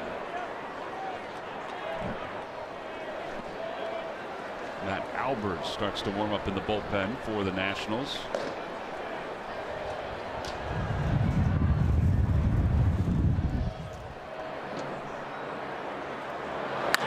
Opposite way, Bryce Harper going back, and it is gone. A home run for Tommy Joseph the opposite way. Well, that's his 5th home run of the year. The Phillies are finally on the board, and it's a 3-1 ball game. Swing, get up in that jet stream. Ball really traveling out to right field today, but that's what I talked about earlier in the ball game with Tommy. Look out over the plate. That's how he got you out his first at bat. If a pitcher gets you out a certain way, his first at bat, he's going to continue to do that throughout the course of the game. This ball out over the plate, and he doesn't miss it. Short swing there by Tommy Joseph. Makes a winner out of Phyllis Panetti of Sewell, who's won $200 thanks to Tommy Joseph and the McDonald's home run jackpot. Way to go, Phyllis. Loud noises, Tom. Boy, is that pretty. Ball really is carrying out toward right field.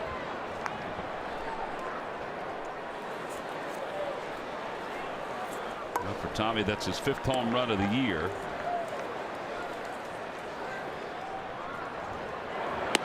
Kel takes outside, 2-0.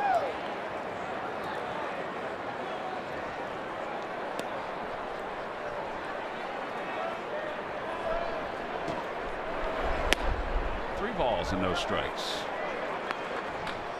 Might be the last batter for Gio Gonzalez with Cameron Rupp on deck. Matt Albers throwing in the pen. Dusty is starting to get his stroll down. Cutter on the inner half, 3-1.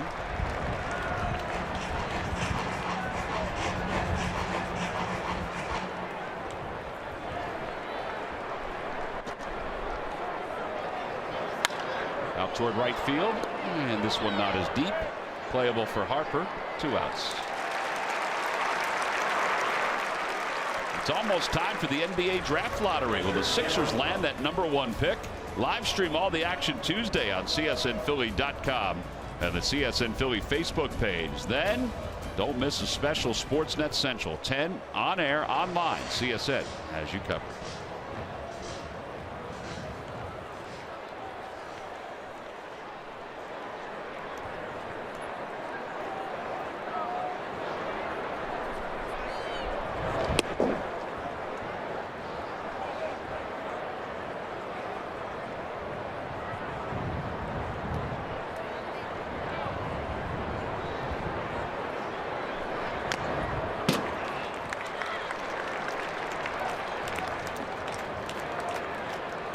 Just a little long with that swing there. 1-0 count. He let it loose, but just a bit tardy. That one's hit sharply through the hole on the left side, so he's aboard. And Freddie Galvis is scheduled to be the next hitter. Here comes Dusty up the stairs. He's got his lineup card in his hand. So he's going out to the home plate umpire to make a double switch. Right to your left, Dusty. Right to your left. So the right-hander Matt Albers is coming in. That'll be it for Gio Gonzalez. He was aided today by the 3 double plays. Certainly a good bounce back game for him compared to his last outing against the Orioles. Going over the location of the last pitch with Matt Wieters. So Dusty's heading out toward the mound, looking into the dugout and seeing where the next guy is that's going to help him out with his double switch. We'll be back right after this.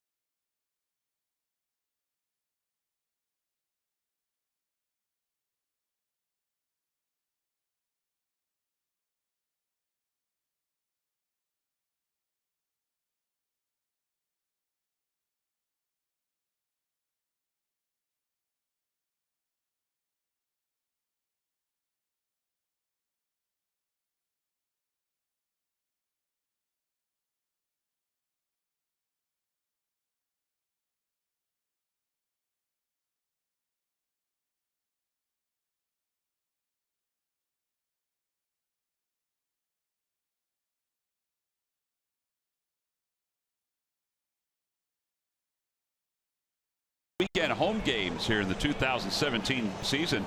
$100 gets you 4 tickets, 4 Hatfield hot dogs, 4 Coca-Colas. Go to Phillies.com for more information and check out which weekends will be chosen for the family packs. Well, Pete Buchanan will watch as Matt Albers will come into the ball game for the Washington Nationals, and Ryan Zimmerman will take over at first base. Part of the double switch. Albers 2-0 with an ERA of 0.69. A lot of sinkers, hard, heavy sinkers, mixing a slider from time to time.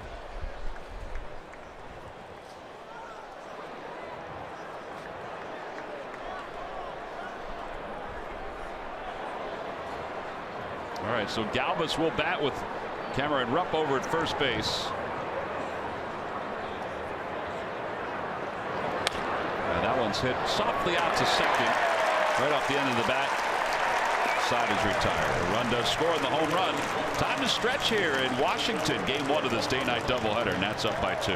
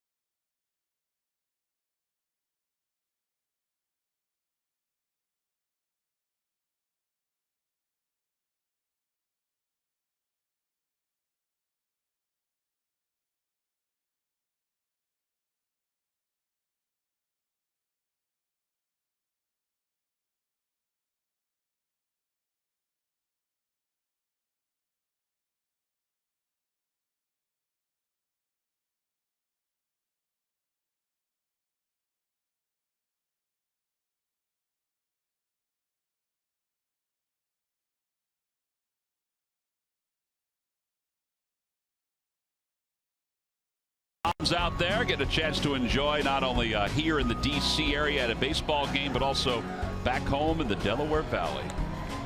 3-1 Nationals on top. Now Cameron Rupp at his last at bat. Ben, you saw a little bit of adjustment throughout this at bat. Yeah, the 1-0 pitch. Watch his head, way off the ball. Right, too big a swing. Hitting is a game of adjustments. Next pitch, stays down on it, shoots it to left field for a single. Again, it can be from pitch to a pitch, game to game. That's the adjustment I like to see from the hitters. He realized, you know what, I got too big on that 1-0 swing. 1-1, short and concise. Hopefully there's a couple more of those in the Phillies system as we go to the bottom of the 7th inning here. And Michael Taylor will be the first batter. It'll be Taylor, then Ryan Zimmerman, who came on as part of that double switch.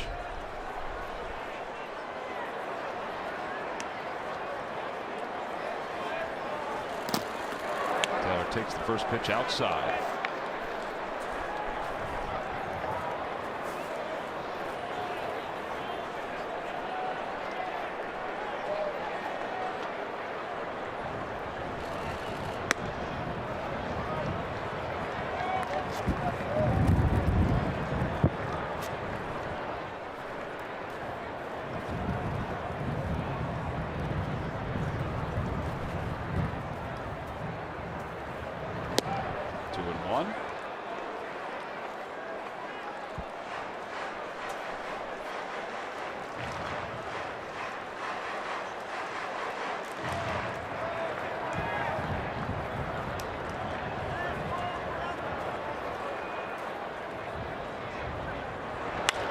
Over toward the hole. That'll be a base hit for Taylor. His second hit of the day.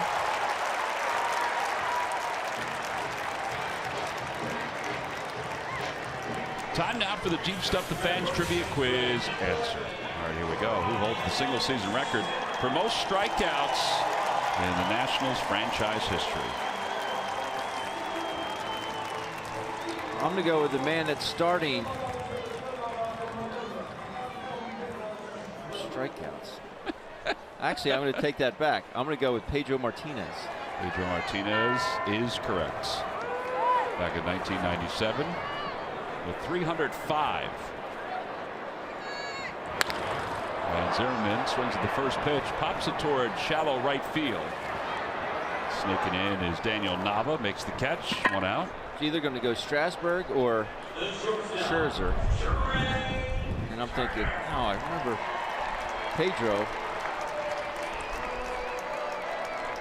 See, the night that I signed my contract in San Diego in '95, Pedro pitched 10 perfect innings in San Diego for the Expos. For the Expos. How many strikeouts did he have? That I don't know, but I remember it was 10 perfect innings.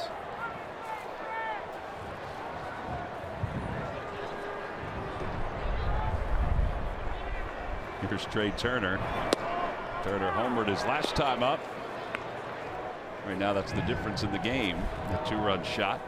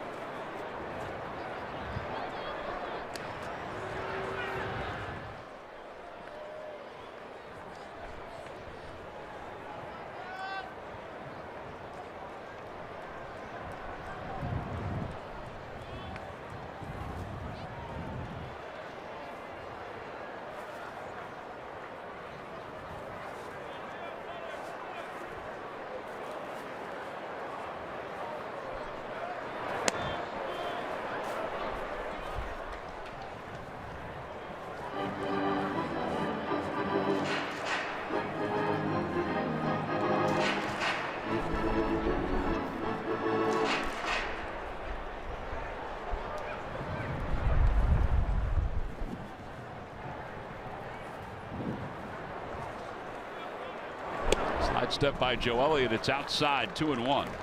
Pretty big lead for Michael Taylor over at first base.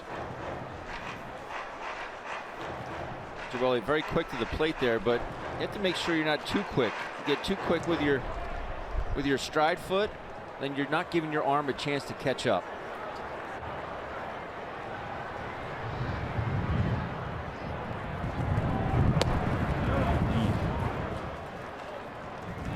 That says no, and it's 3-1. And if your arm cannot catch up, take a look at this pitch here. Looks like a good pitch to me. Pitch cast presented by GMC, as it has a strike.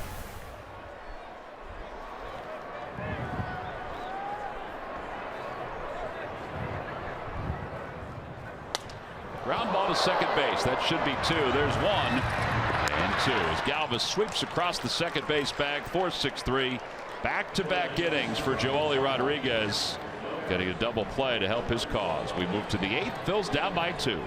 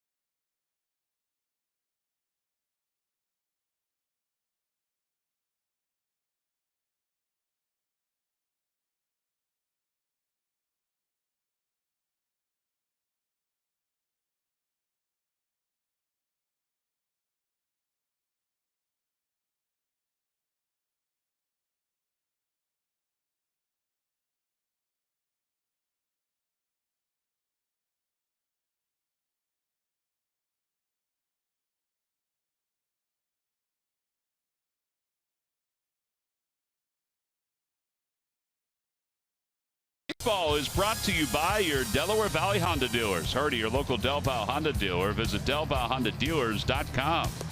And by McDonald's. Now at McDonald's, an ice cold delicious soft drink is only $1. I'm loving it. Phillies trail at 3-1 as we go to the top of the 8th inning. It's time now for a Hyundai defensive play of the game. Another double play. Another double play, the 5th one of the game. 3 for the Nats. This is the 2nd for the Fighting Phils. Taylor made 4, 6-3. Turner can boogie, but ball hit too sharply. Inning double play. That is your Hyundai defensive play of the game, brought to you by your local Hyundai dealers. Well, Ty Kelly will be the batter for the Phils as we begin the 8th inning. First pitch outside, 1-0. Kelly's 0 for 2. He's grounded out twice.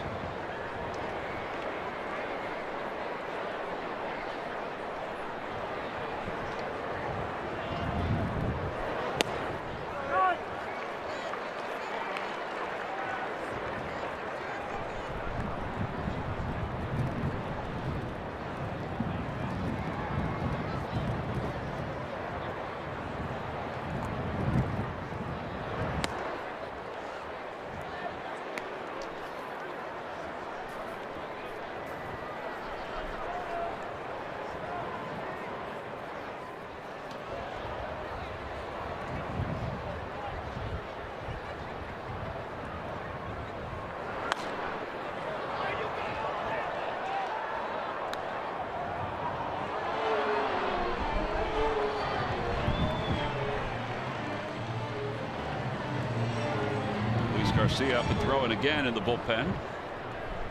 Got to be loose by now, right? He's been throwing for 3 innings. Have a complete game down there. Popped him up over to third base. Rendon comes running in. The wind takes it toward home plate, and he kicks it off his hand.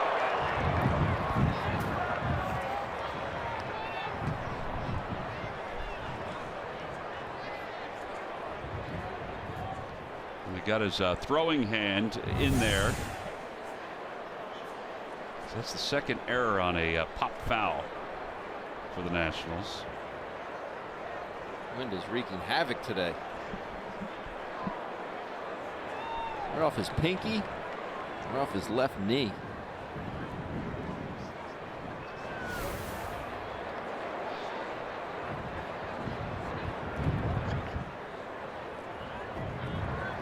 Two pitch. I think we'll get another chance depending on the wind. Trey Turner will make the grab. 1 away. Brock Stassi's going to pinch hit. Let's check in with Greg Murphy. Murph. All right, thank you very much, Tom. Time for our unlimited baseball break presented by T-Mobile. Some news from the Bronx, and it's not so good on the injury front as the team announced today that Aroldis Chapman is headed to the disabled list. He had an MRI this weekend. It showed left rotator cuff tendinitis. Now, the team has said that their closer will not pick up a baseball for at least 2 weeks, and then they'll see where he is at that point. But right now, they are saying best case scenario, he is probably going to be out for about a month. So not good news for Aroldis Chapman. But tonight in the Bronx at Yankee Stadium, it'll be all smiles as they get ready to retire the final single-digit jersey in team history. Number 2, of course, worn by Derek Jeter. It is Derek Jeter night. That number will be retired, and a bronze plaque will be put out there in Monument Park out there at Yankee Stadium. So all smiles tonight. Certainly well-deserved. One of the best players in baseball history going to be recognized in New York tonight by the Yanks guys. I wonder if he's going to get the bid to be the owner of the Miami Marlins. You know, obviously that's still up for grabs. His bid has been accepted, but there are others that are trying to get into the mix as well. As Stassi fouls the 2-0 pitch back, 2-1.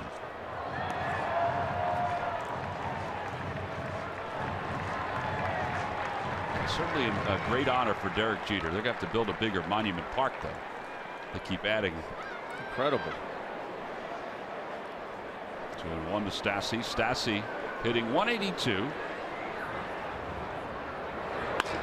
And he hits this one down the left field line. That's a fair ball rolling into foul territory. And he will get at least 2 out of it as he pulls into second base with a 1-out double. That's pretty. Oh, keeping your hands inside the baseball. Well, Dusty Baker's starting to head up. He's got Enny Romero warming up in the bullpen. So he's going to switch Cesar Hernandez around to the right side.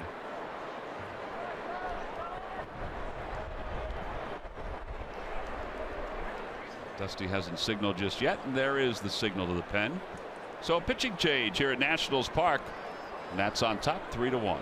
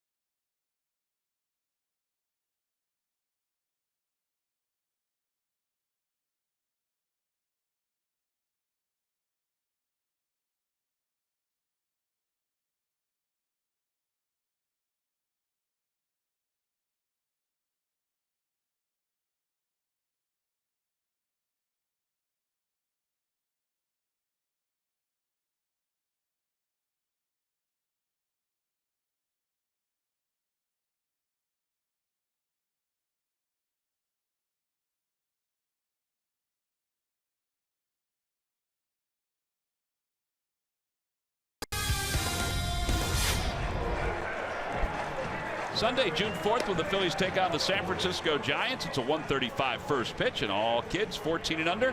Compliments of the good folks at Tasty Cake will receive the Michael Franco batting gloves. Go to Phillies.com. It's Phillies.com for more information.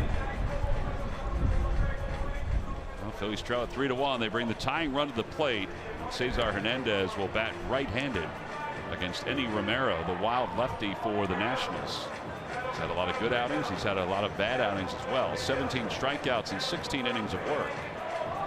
He's given up 20 hits in 16 innings. And Cesar will bat from the right side of the plate. I don't know how with his stuff.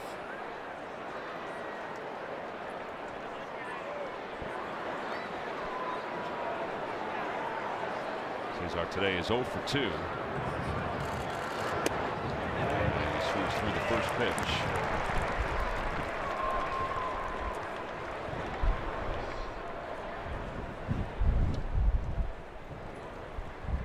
Cesar hitting .300 against left-handed pitching, .333 against right-handed pitching. One ball and 1 strike.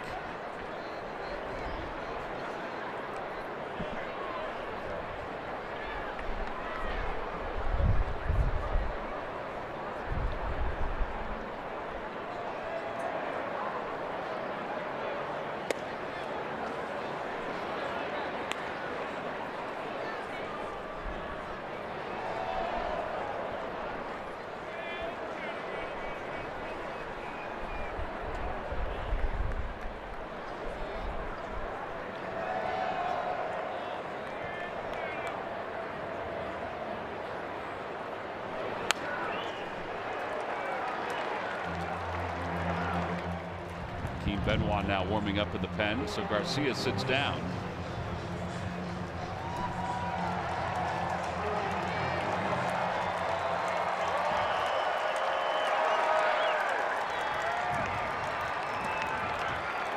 Two balls, 2 strikes.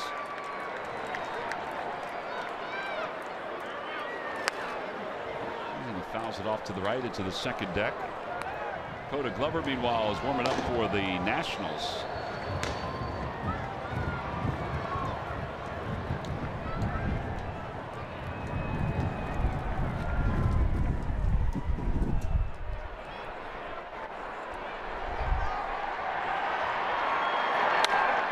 Out toward right center field, and Harper was angling that way. And he makes the catch for the second out.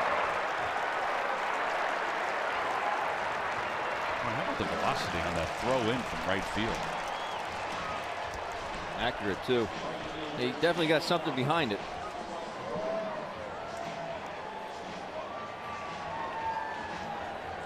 And Daniel Nava, who is 0 for 2 with a walk, batting right-handed for the first time today.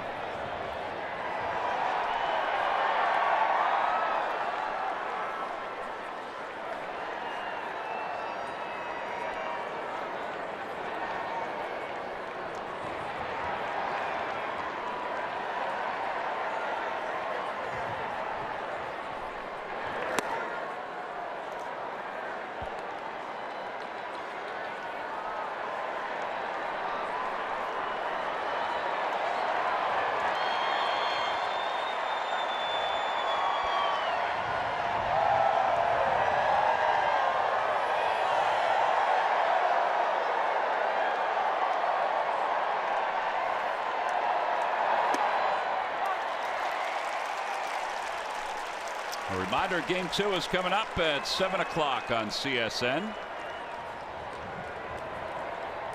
Phillies pregame live will get it started at 6:30.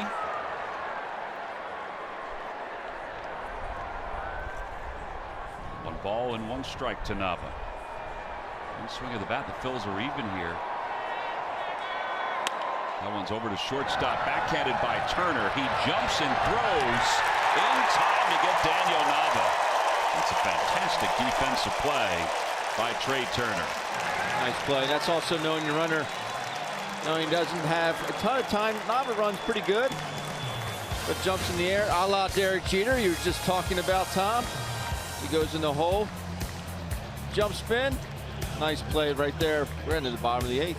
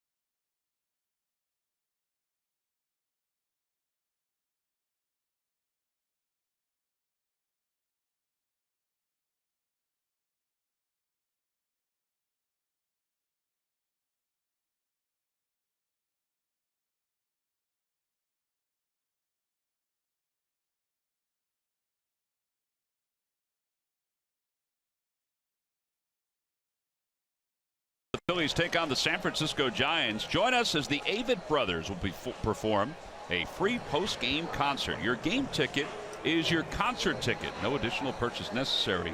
Go to Phillies.com/Avett Brothers.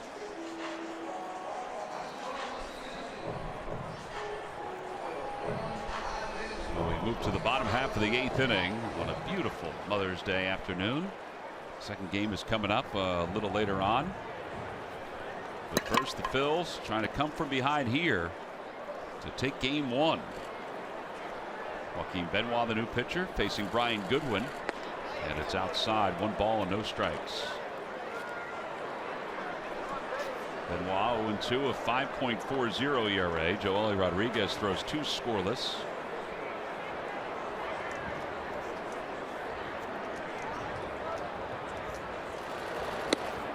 Two and 0.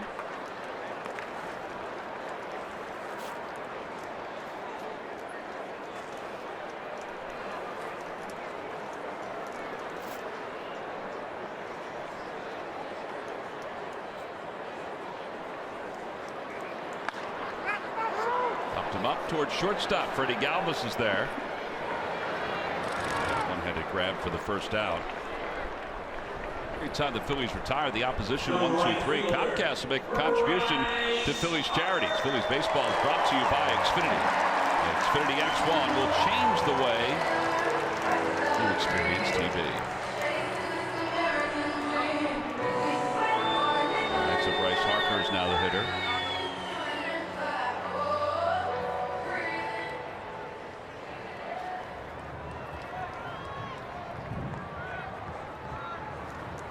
Harper's 1 for 3. His home run in the first inning gave the Nats the 1-0 lead. They have not relinquished the lead since. How would you pitch him, Ben? I mean, last night we saw you don't throw back-to-back fastballs against him. But how would you pitch him if you were catching? I know it sounds cliche, but just like you pitch most righties, hard in at the belt. Now it can't be down. It's got to be hard in at the belt or higher, because he's a free swinger. You'll get swings, and down and away to extremes. We saw what he did with the Hellickson changeup. It was down, it was away, but it wasn't to an extreme. Well, that first home run was our Toyota turning point. Watch how down this pitch is. And he goes down and gets it. Put the Nats up 1-0. In the bottom of the first. That was your Toyota turning point. But I think you have to keep him honest in at the belt and up.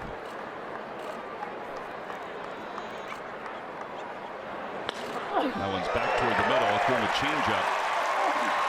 And Harper with his second hit of the day takes a wide turnaround first.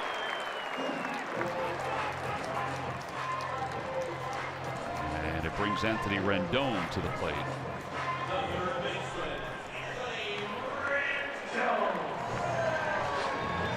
Got to keep this at a 2-run deficit if you're the Phils going into the top of the 9th inning.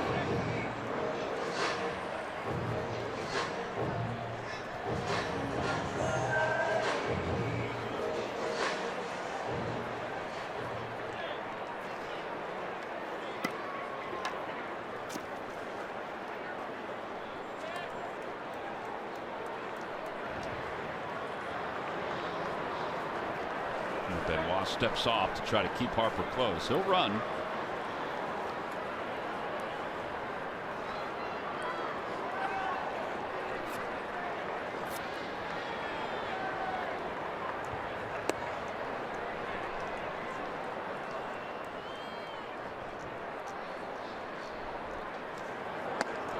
Rendon was kind of destined to be a first-round pick. And once he went to college, he had an excellent senior year in high school, but when he went to college his freshman year, he had 20 home runs his freshman season in college. That's pretty good season. 20 home runs, 72 runs batted in. Way outside, 2-0. Is college still 56-game schedule? It's in that neighborhood. In the neighborhood, yeah.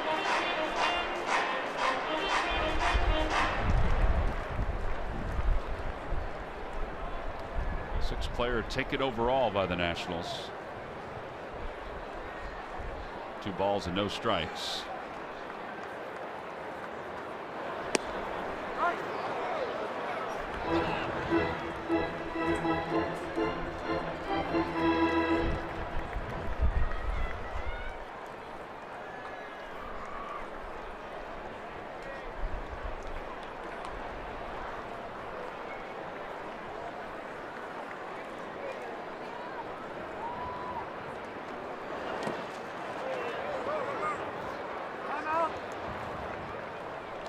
Everybody clap your hands.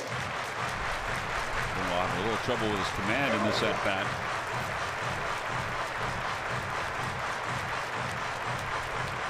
The velocity's down a little bit. He's 91, 92. You could see a 94 earlier, but he's been 95, 96 in every game he's thrown in this season.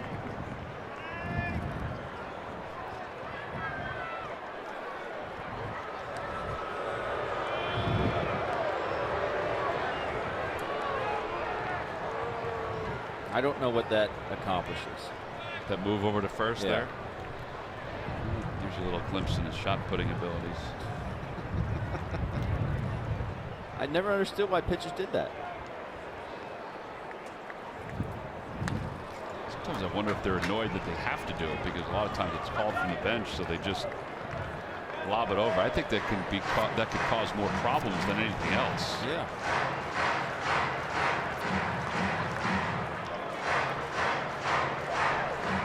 3-2 to Rendon. Rendon, after last year, named the National League Comeback Player of the Year.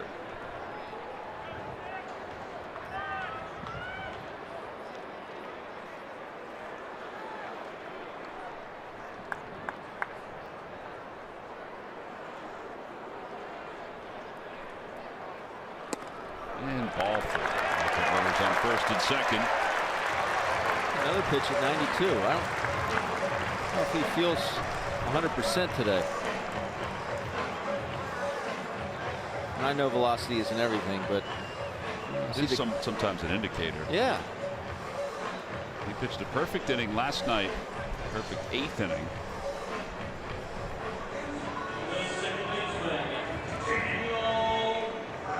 Daniel Murphy is 0 for 2. He's popped out and he's lined out. He was hit right in the thigh with the pitches last time up.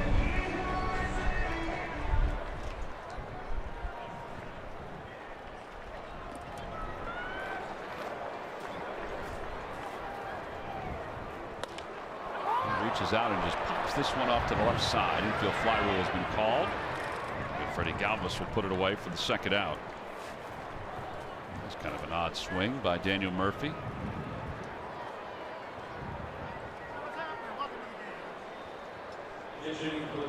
So 2 away. By the way, the East versus the East. The Nationals are 15-7 against the Eastern Division. The Marlins won today, so they're 9-11. Phillies are 1 game over 500 at 11-10. In fact, the Phillies are hitting .260 against the National League East this year with 63 extra base hits. Meanwhile, the Nationals are hitting .271 with 41 home runs.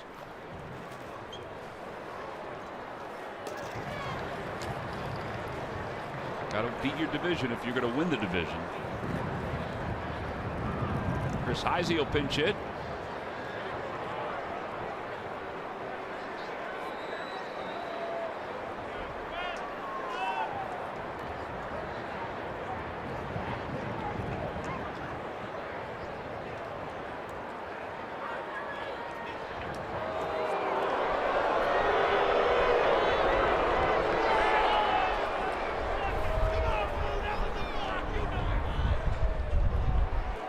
Got a Heisey up hitting 132. I'm 100% concentrated on Chris Heisey.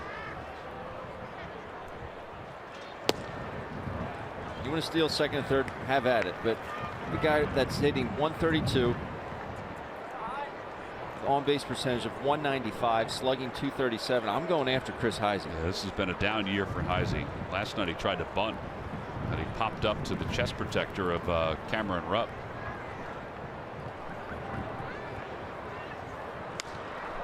It'll go foul toward the upper deck.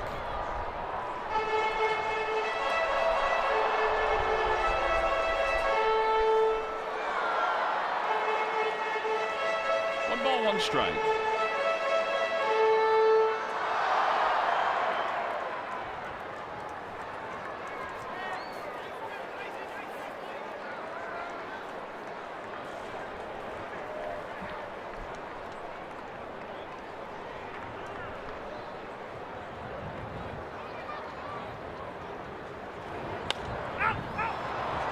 Again for Galvis out in shallow left field. He says he has it, so he makes all 3 putouts here in the bottom of the 8th inning. Last chance for the Phils. Game 1 of this day-night doubleheader. Aaron Altair will get things rolling for the Phillies when we return for the top of the 9th inning.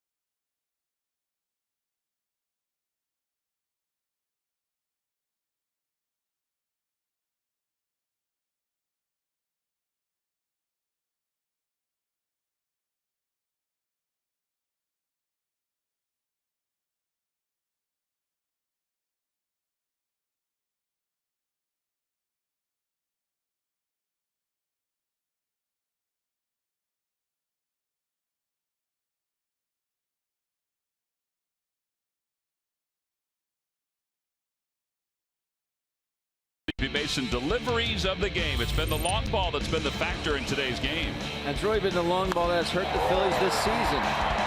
Bryce Harper gets it going here in the first with a bullet to right field. Then in the fifth, Ray Turner with a bullet out to left field off Hellickson for a 2-run homer. Really deciding runs in this ball game. There are your W.B. Mason deliveries of the game. All right, so now we go to the top of the ninth inning. The Phillies trail it by 2.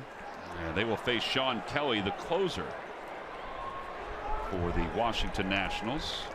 He is the 3rd pitcher used this afternoon out of the bullpen, 4th overall. He has 3 saves and 4 opportunities. Phillies are winless when trailing after 8 innings in a game. They are 0-14. The first pitch to Altera is cut on and missed. It's 0-1. Aaron, who's been one of the best hitters in the league in the month of May in the National League so far today, is 1 for 2. Infield hit and a walk. A ball and 1 strike. 1 base runner, and that brings the tying run at the plate here in the top of the 9th inning.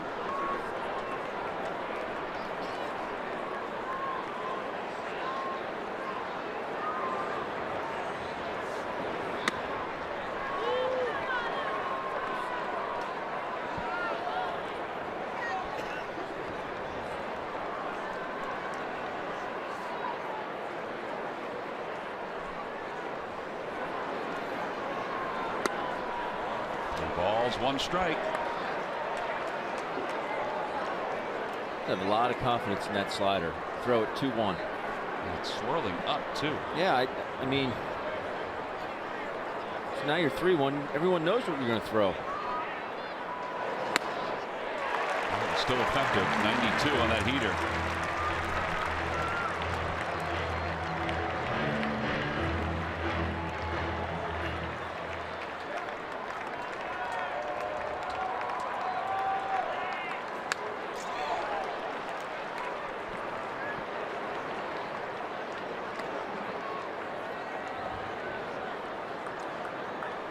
Cut that swing down a little bit. Just need a base runner.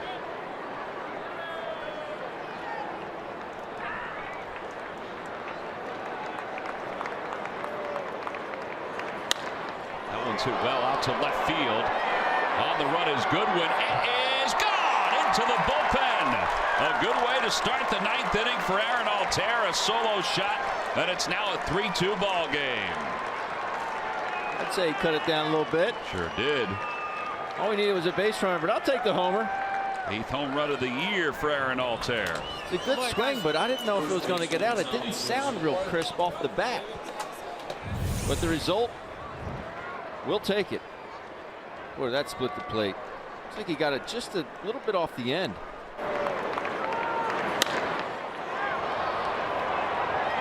Right into the Phillies bullpen. Well, the guys in the bullpen knew it. They were signaling as it was coming out. Now Tommy Joseph, who fouls the first pitch back.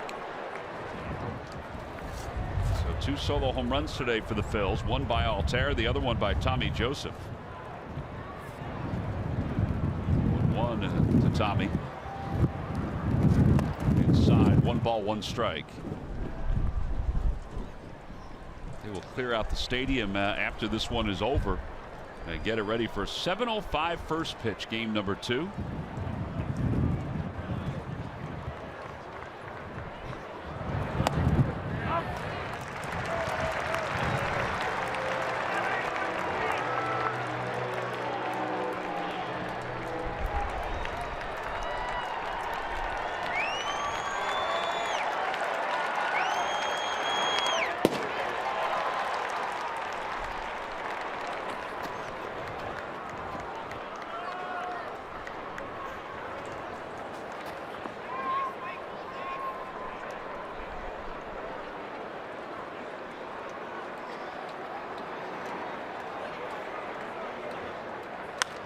Tommy pops it up.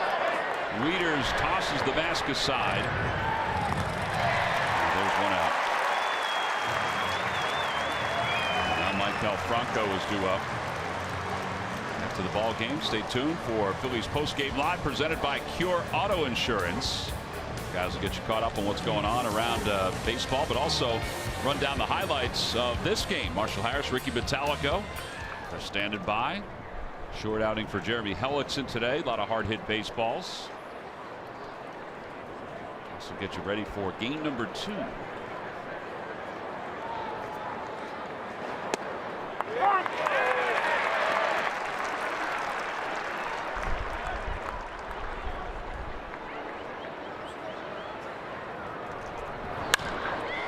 It's hit out towards center field. It's well struck. Taylor going back over his head, and it's off the top of the wall.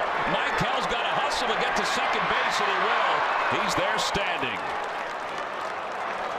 A one-out double by Franco. I thought it had enough. I did too. I think Michael thought it had enough. Exit velocity 103 off the bat, and that misses going out by, I'm going to say, a foot. If that. That was loud. He realizes now, I didn't get out. I got to get on my horse. Yeah, he's not the quickest cat, so he's got to make sure that he hustles. A good swing there by Michael.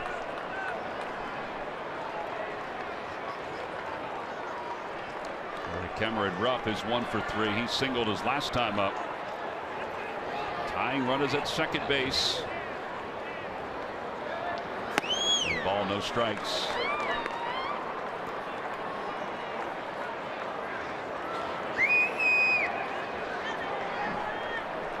I'm a hitter right now. I'm looking out over the plate. Kelly making no effort to throw anything inside. Sliders and heaters have all been away. There's a liner out to left center field. That'll be in for a base hit. It goes to the wall. Franco will score. The Phillies have tied it up. And Cameron Rupp will lumber into second base with an RBI double. It's a 3-3 game. And all Dusty Baker could do is shake his head about his bullpen. That's why this 3-run deficit early on, you knew you were going to get into their bullpen. You can't sit down. Cameron was looking out over the plate and got it. It's a bullet and split the left center field gap. Good swing. Very good swing. You get a pinch run for him? Yeah, and all these balls are hit hard. Well, they are going to pinch run for him. Knapp goes running out.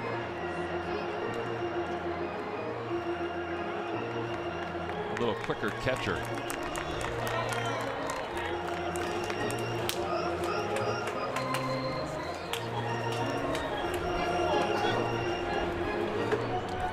All right, so after Mike Maddox goes out to visit Sean Kelly, Freddie Galvis will be the batter. Coda Glover starts to warm up again in the bullpen for the Nats. Nationals bullpen 28th in all of baseball in ERA. Today's outing is not going to help. Let's see if we can get that go-ahead run across the plate. One ball, no strikes to Galvis. Galvis hitless today. He's 0 for 3. And the Phillies 0-14 when trailing after 8. Today would be a good day to put that first win in the column. 2-0. Phillies do it again in later innings. Hopefully they can pull this one out, but the offensive production 8th, 9th inning for these fighting Phils it's been excellent.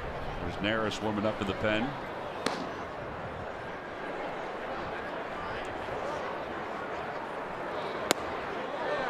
No check, no swing, says Joe West.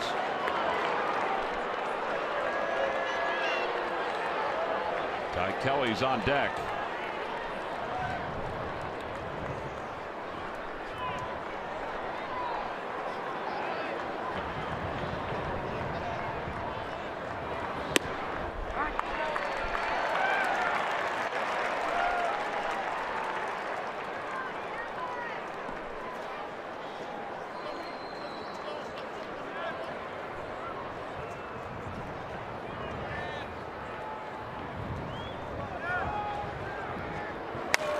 Ripped foul. Good swing by Galvis out front just a little bit.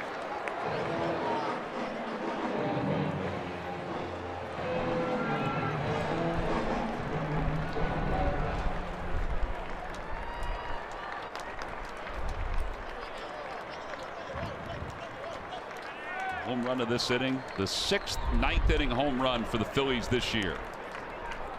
And that is tied for 3rd in all of baseball. Little dribbler by Galvis rolls foul.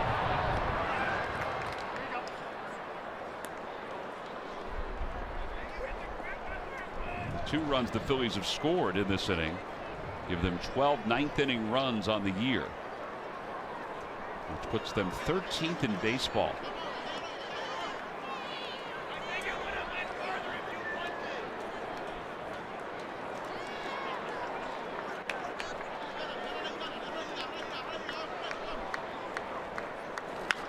Galvis down the left field line and out of play.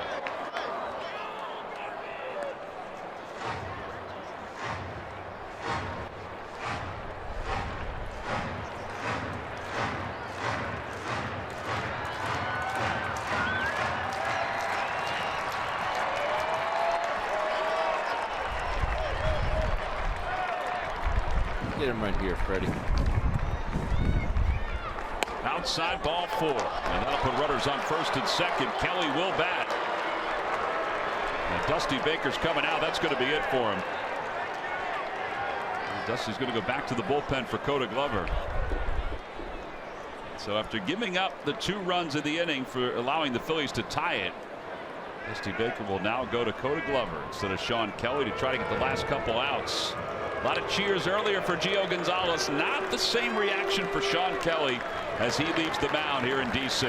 We'll be back with another pitching change right after this.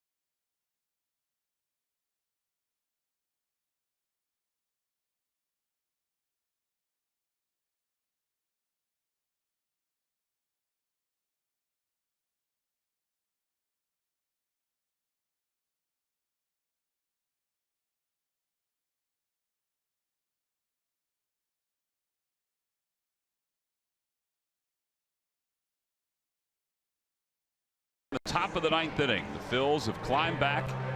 They trailed it 3-0 at one point. And now Ty Kelly will be the batter. The runners on 1st and 2nd, and Coda Glover is the new pitcher for the Nationals. 0-1 with a 3.60 earned run average.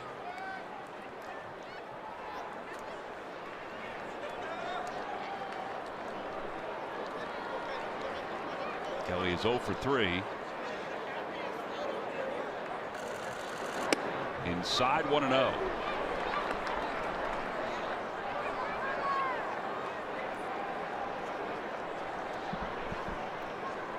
Michael Saunders has come out of the on-deck circle as a pinch hitter.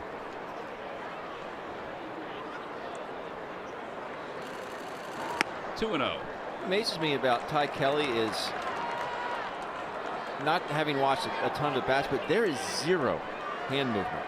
I mean, he literally hits from a dead stop. He holds his hands right about shoulder level and doesn't move them. No load. There's nothing. 3 ball. Ooh.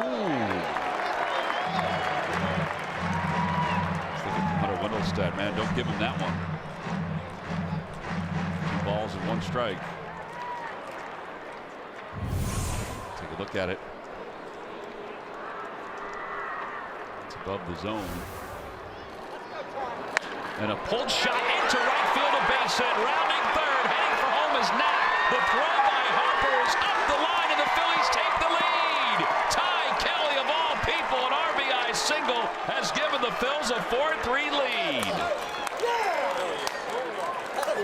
boys in gray continue to do it. Well, that was a pretty good swing right there by Ty Kelly. 3 runs have scored in the inning for the Phillies.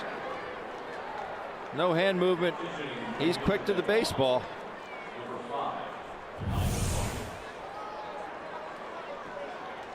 Turns that fastball around. Listen, he's not done yet. Good route, very efficient route by Andrew Knapp around third base there. And now Michael Saunders will pinch hit. Last 2 pinch hitters have picked up hits. First pitch outside, 1-0. Ball nearly popped out of the glove of Matt Wieters. All 3 runs charged to the line of Kelly, but his line is not complete yet because of the walk to Galvis. 1 ball, no strikes.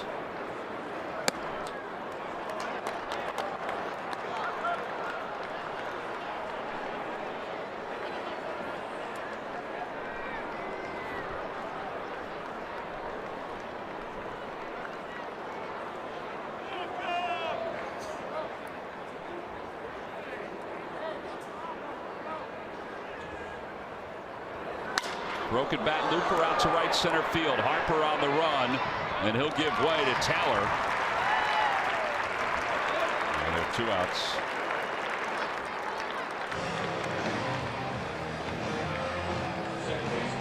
And now to the top of the order for Cesar Hernandez, the 8th man to bat in this inning.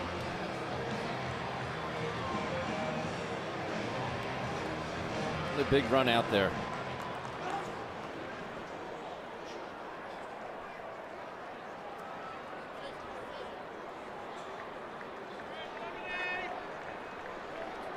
Nationals have the bottom third of the order due up, but the bottom third also includes Ryan Zimmerman.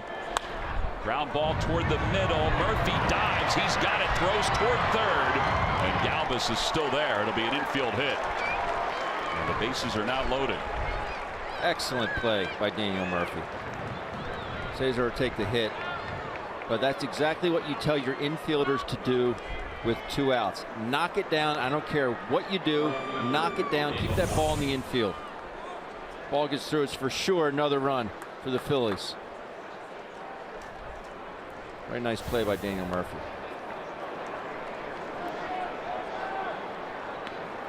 He's just now getting up from that dive. And now Daniel Nava, who is 0 for 3. 2 career grand slams, including his first at bat.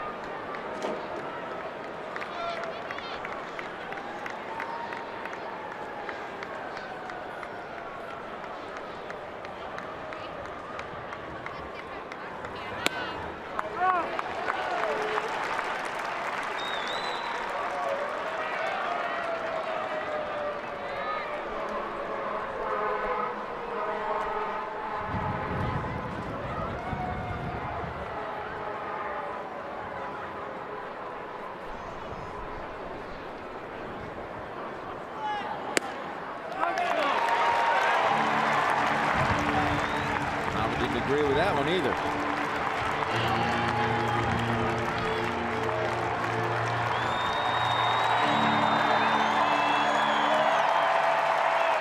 Galvis at third, Ty Kelly at second, and Cesar over at first. The ball's 2 strikes to Nava. And runs a little high and outside, 1-2.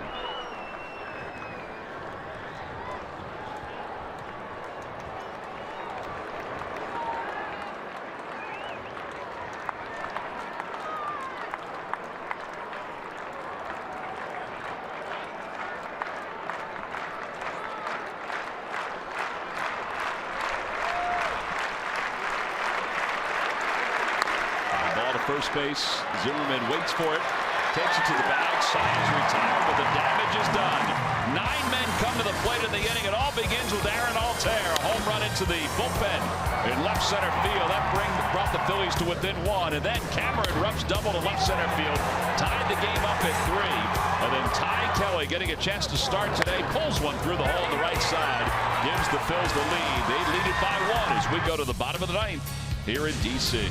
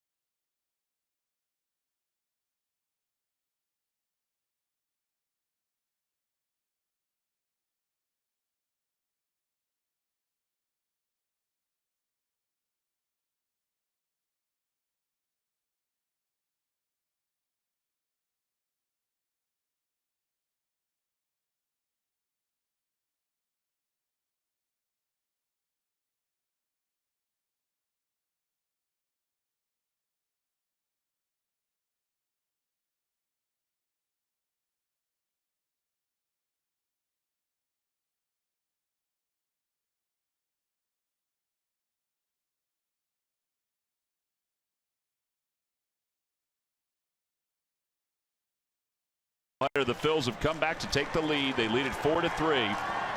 Michael Saunders stays in the ball game to play right field, and Andrew Knapp stays in the game, and he's catching now.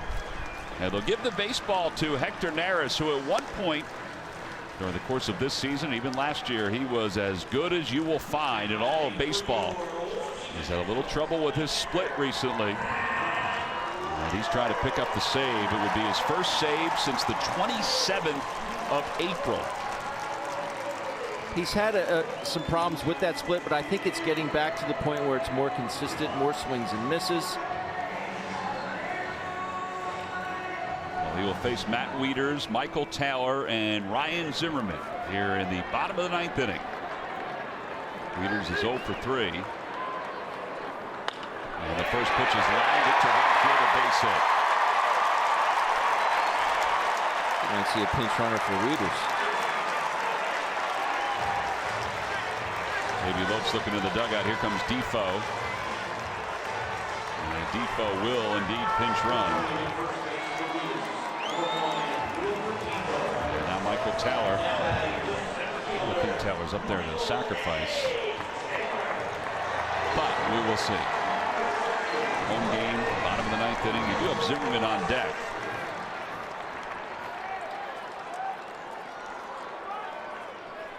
Taylor, a long look over at Bob Henley in the third base coach's box, or in the third base coaching area. Vicinity. Yeah. He's on the field. Taylor bunts it in the air. Knapp off with the mask, makes the grab. That is a huge break. And 1 out. And Zimmerman will be the batter. This can happen to a guy that wants to bunt because he's so intent on getting it down where you forget to tell yourself if it's a bad pitch, if a pitch that's up, take it. Even if it's at the top of the strike zone and it's still a strike, this is not the pitch you want to bunt. It's hard to get on top of that baseball and get it on the ground. You're so intent, focused on getting the ball down that sometimes you forget to say, just let it go. Well, now Zimmerman, who has been so good for the Nationals.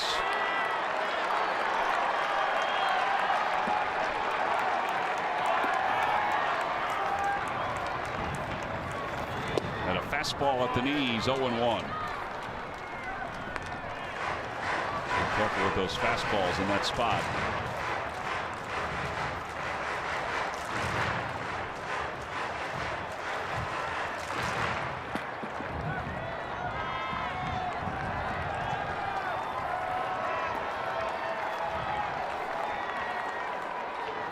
Swing and a miss at the split, 0-2.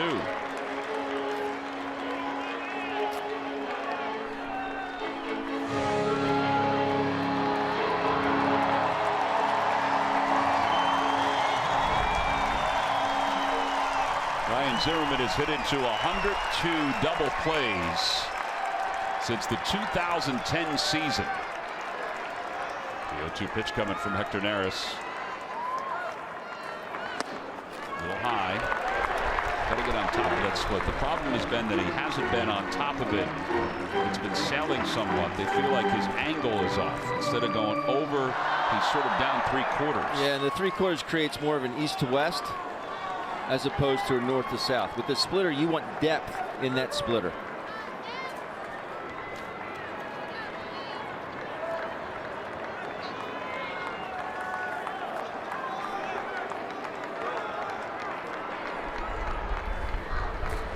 Ground ball to third. This could be 2. Franco to second for 1. That's all they're going to get. Once Franco had to take that step back, and he did have to take a step back, that opened the door for Zimmerman to be safe at first base. Not an easy hop for Michael. No. And he made it look pretty easy. What's the second one that has all the top spin right there? He gets that top spin, still makes an excellent feed to Cesar, and on the Tommy, just not in time. Quick release by Cesar at second base. All right, so 2 outs. And here's Trey Turner, who has homered twice in this series, including earlier in the game in the 5th inning. Down it away. 1 ball and no strikes. That almost looked like, well, it was a split, but it looked like a slider after the way it broke. But that's what happens sometimes with his pitches.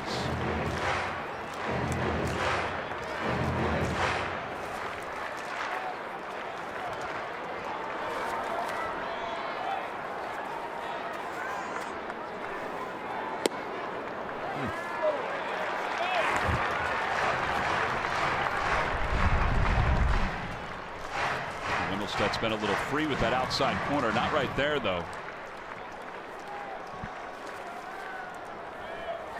Zimmerman's over at first base. 2 balls and no strikes to Trey Turner.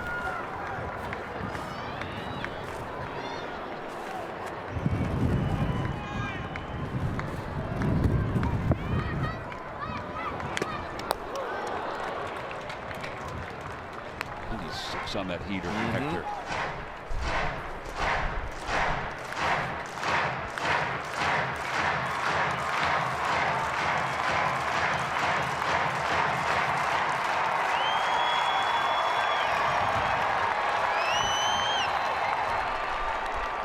Ground ball to third. Franco picks it on the short hop, throws across the diamond in time, and the Phils with a come-from-behind 4-3 victory over the Washington Nationals for Hector Neris. It's his first save since the 27th of April, and the Phils pull one out. They take game 1 of this day-night doubleheader. Boy, does that feel good. Ty Kelly is our Chevrolet player of the game. His RBI single gave the Phils the lead for good in the top of the 9th inning. First of all, it's a great win. The Phillies have been struggling. That's no secret. But the way they did it today in comeback fashion, the boys stayed with it. They get 27 outs for a reason, and they stayed with it throughout the course of this ball game. Wasn't going very good for them early on, but they swung it later in this ball game and pulled out a W. Nice job by Hector Neris as well. Yeah, Hector Neris picks up his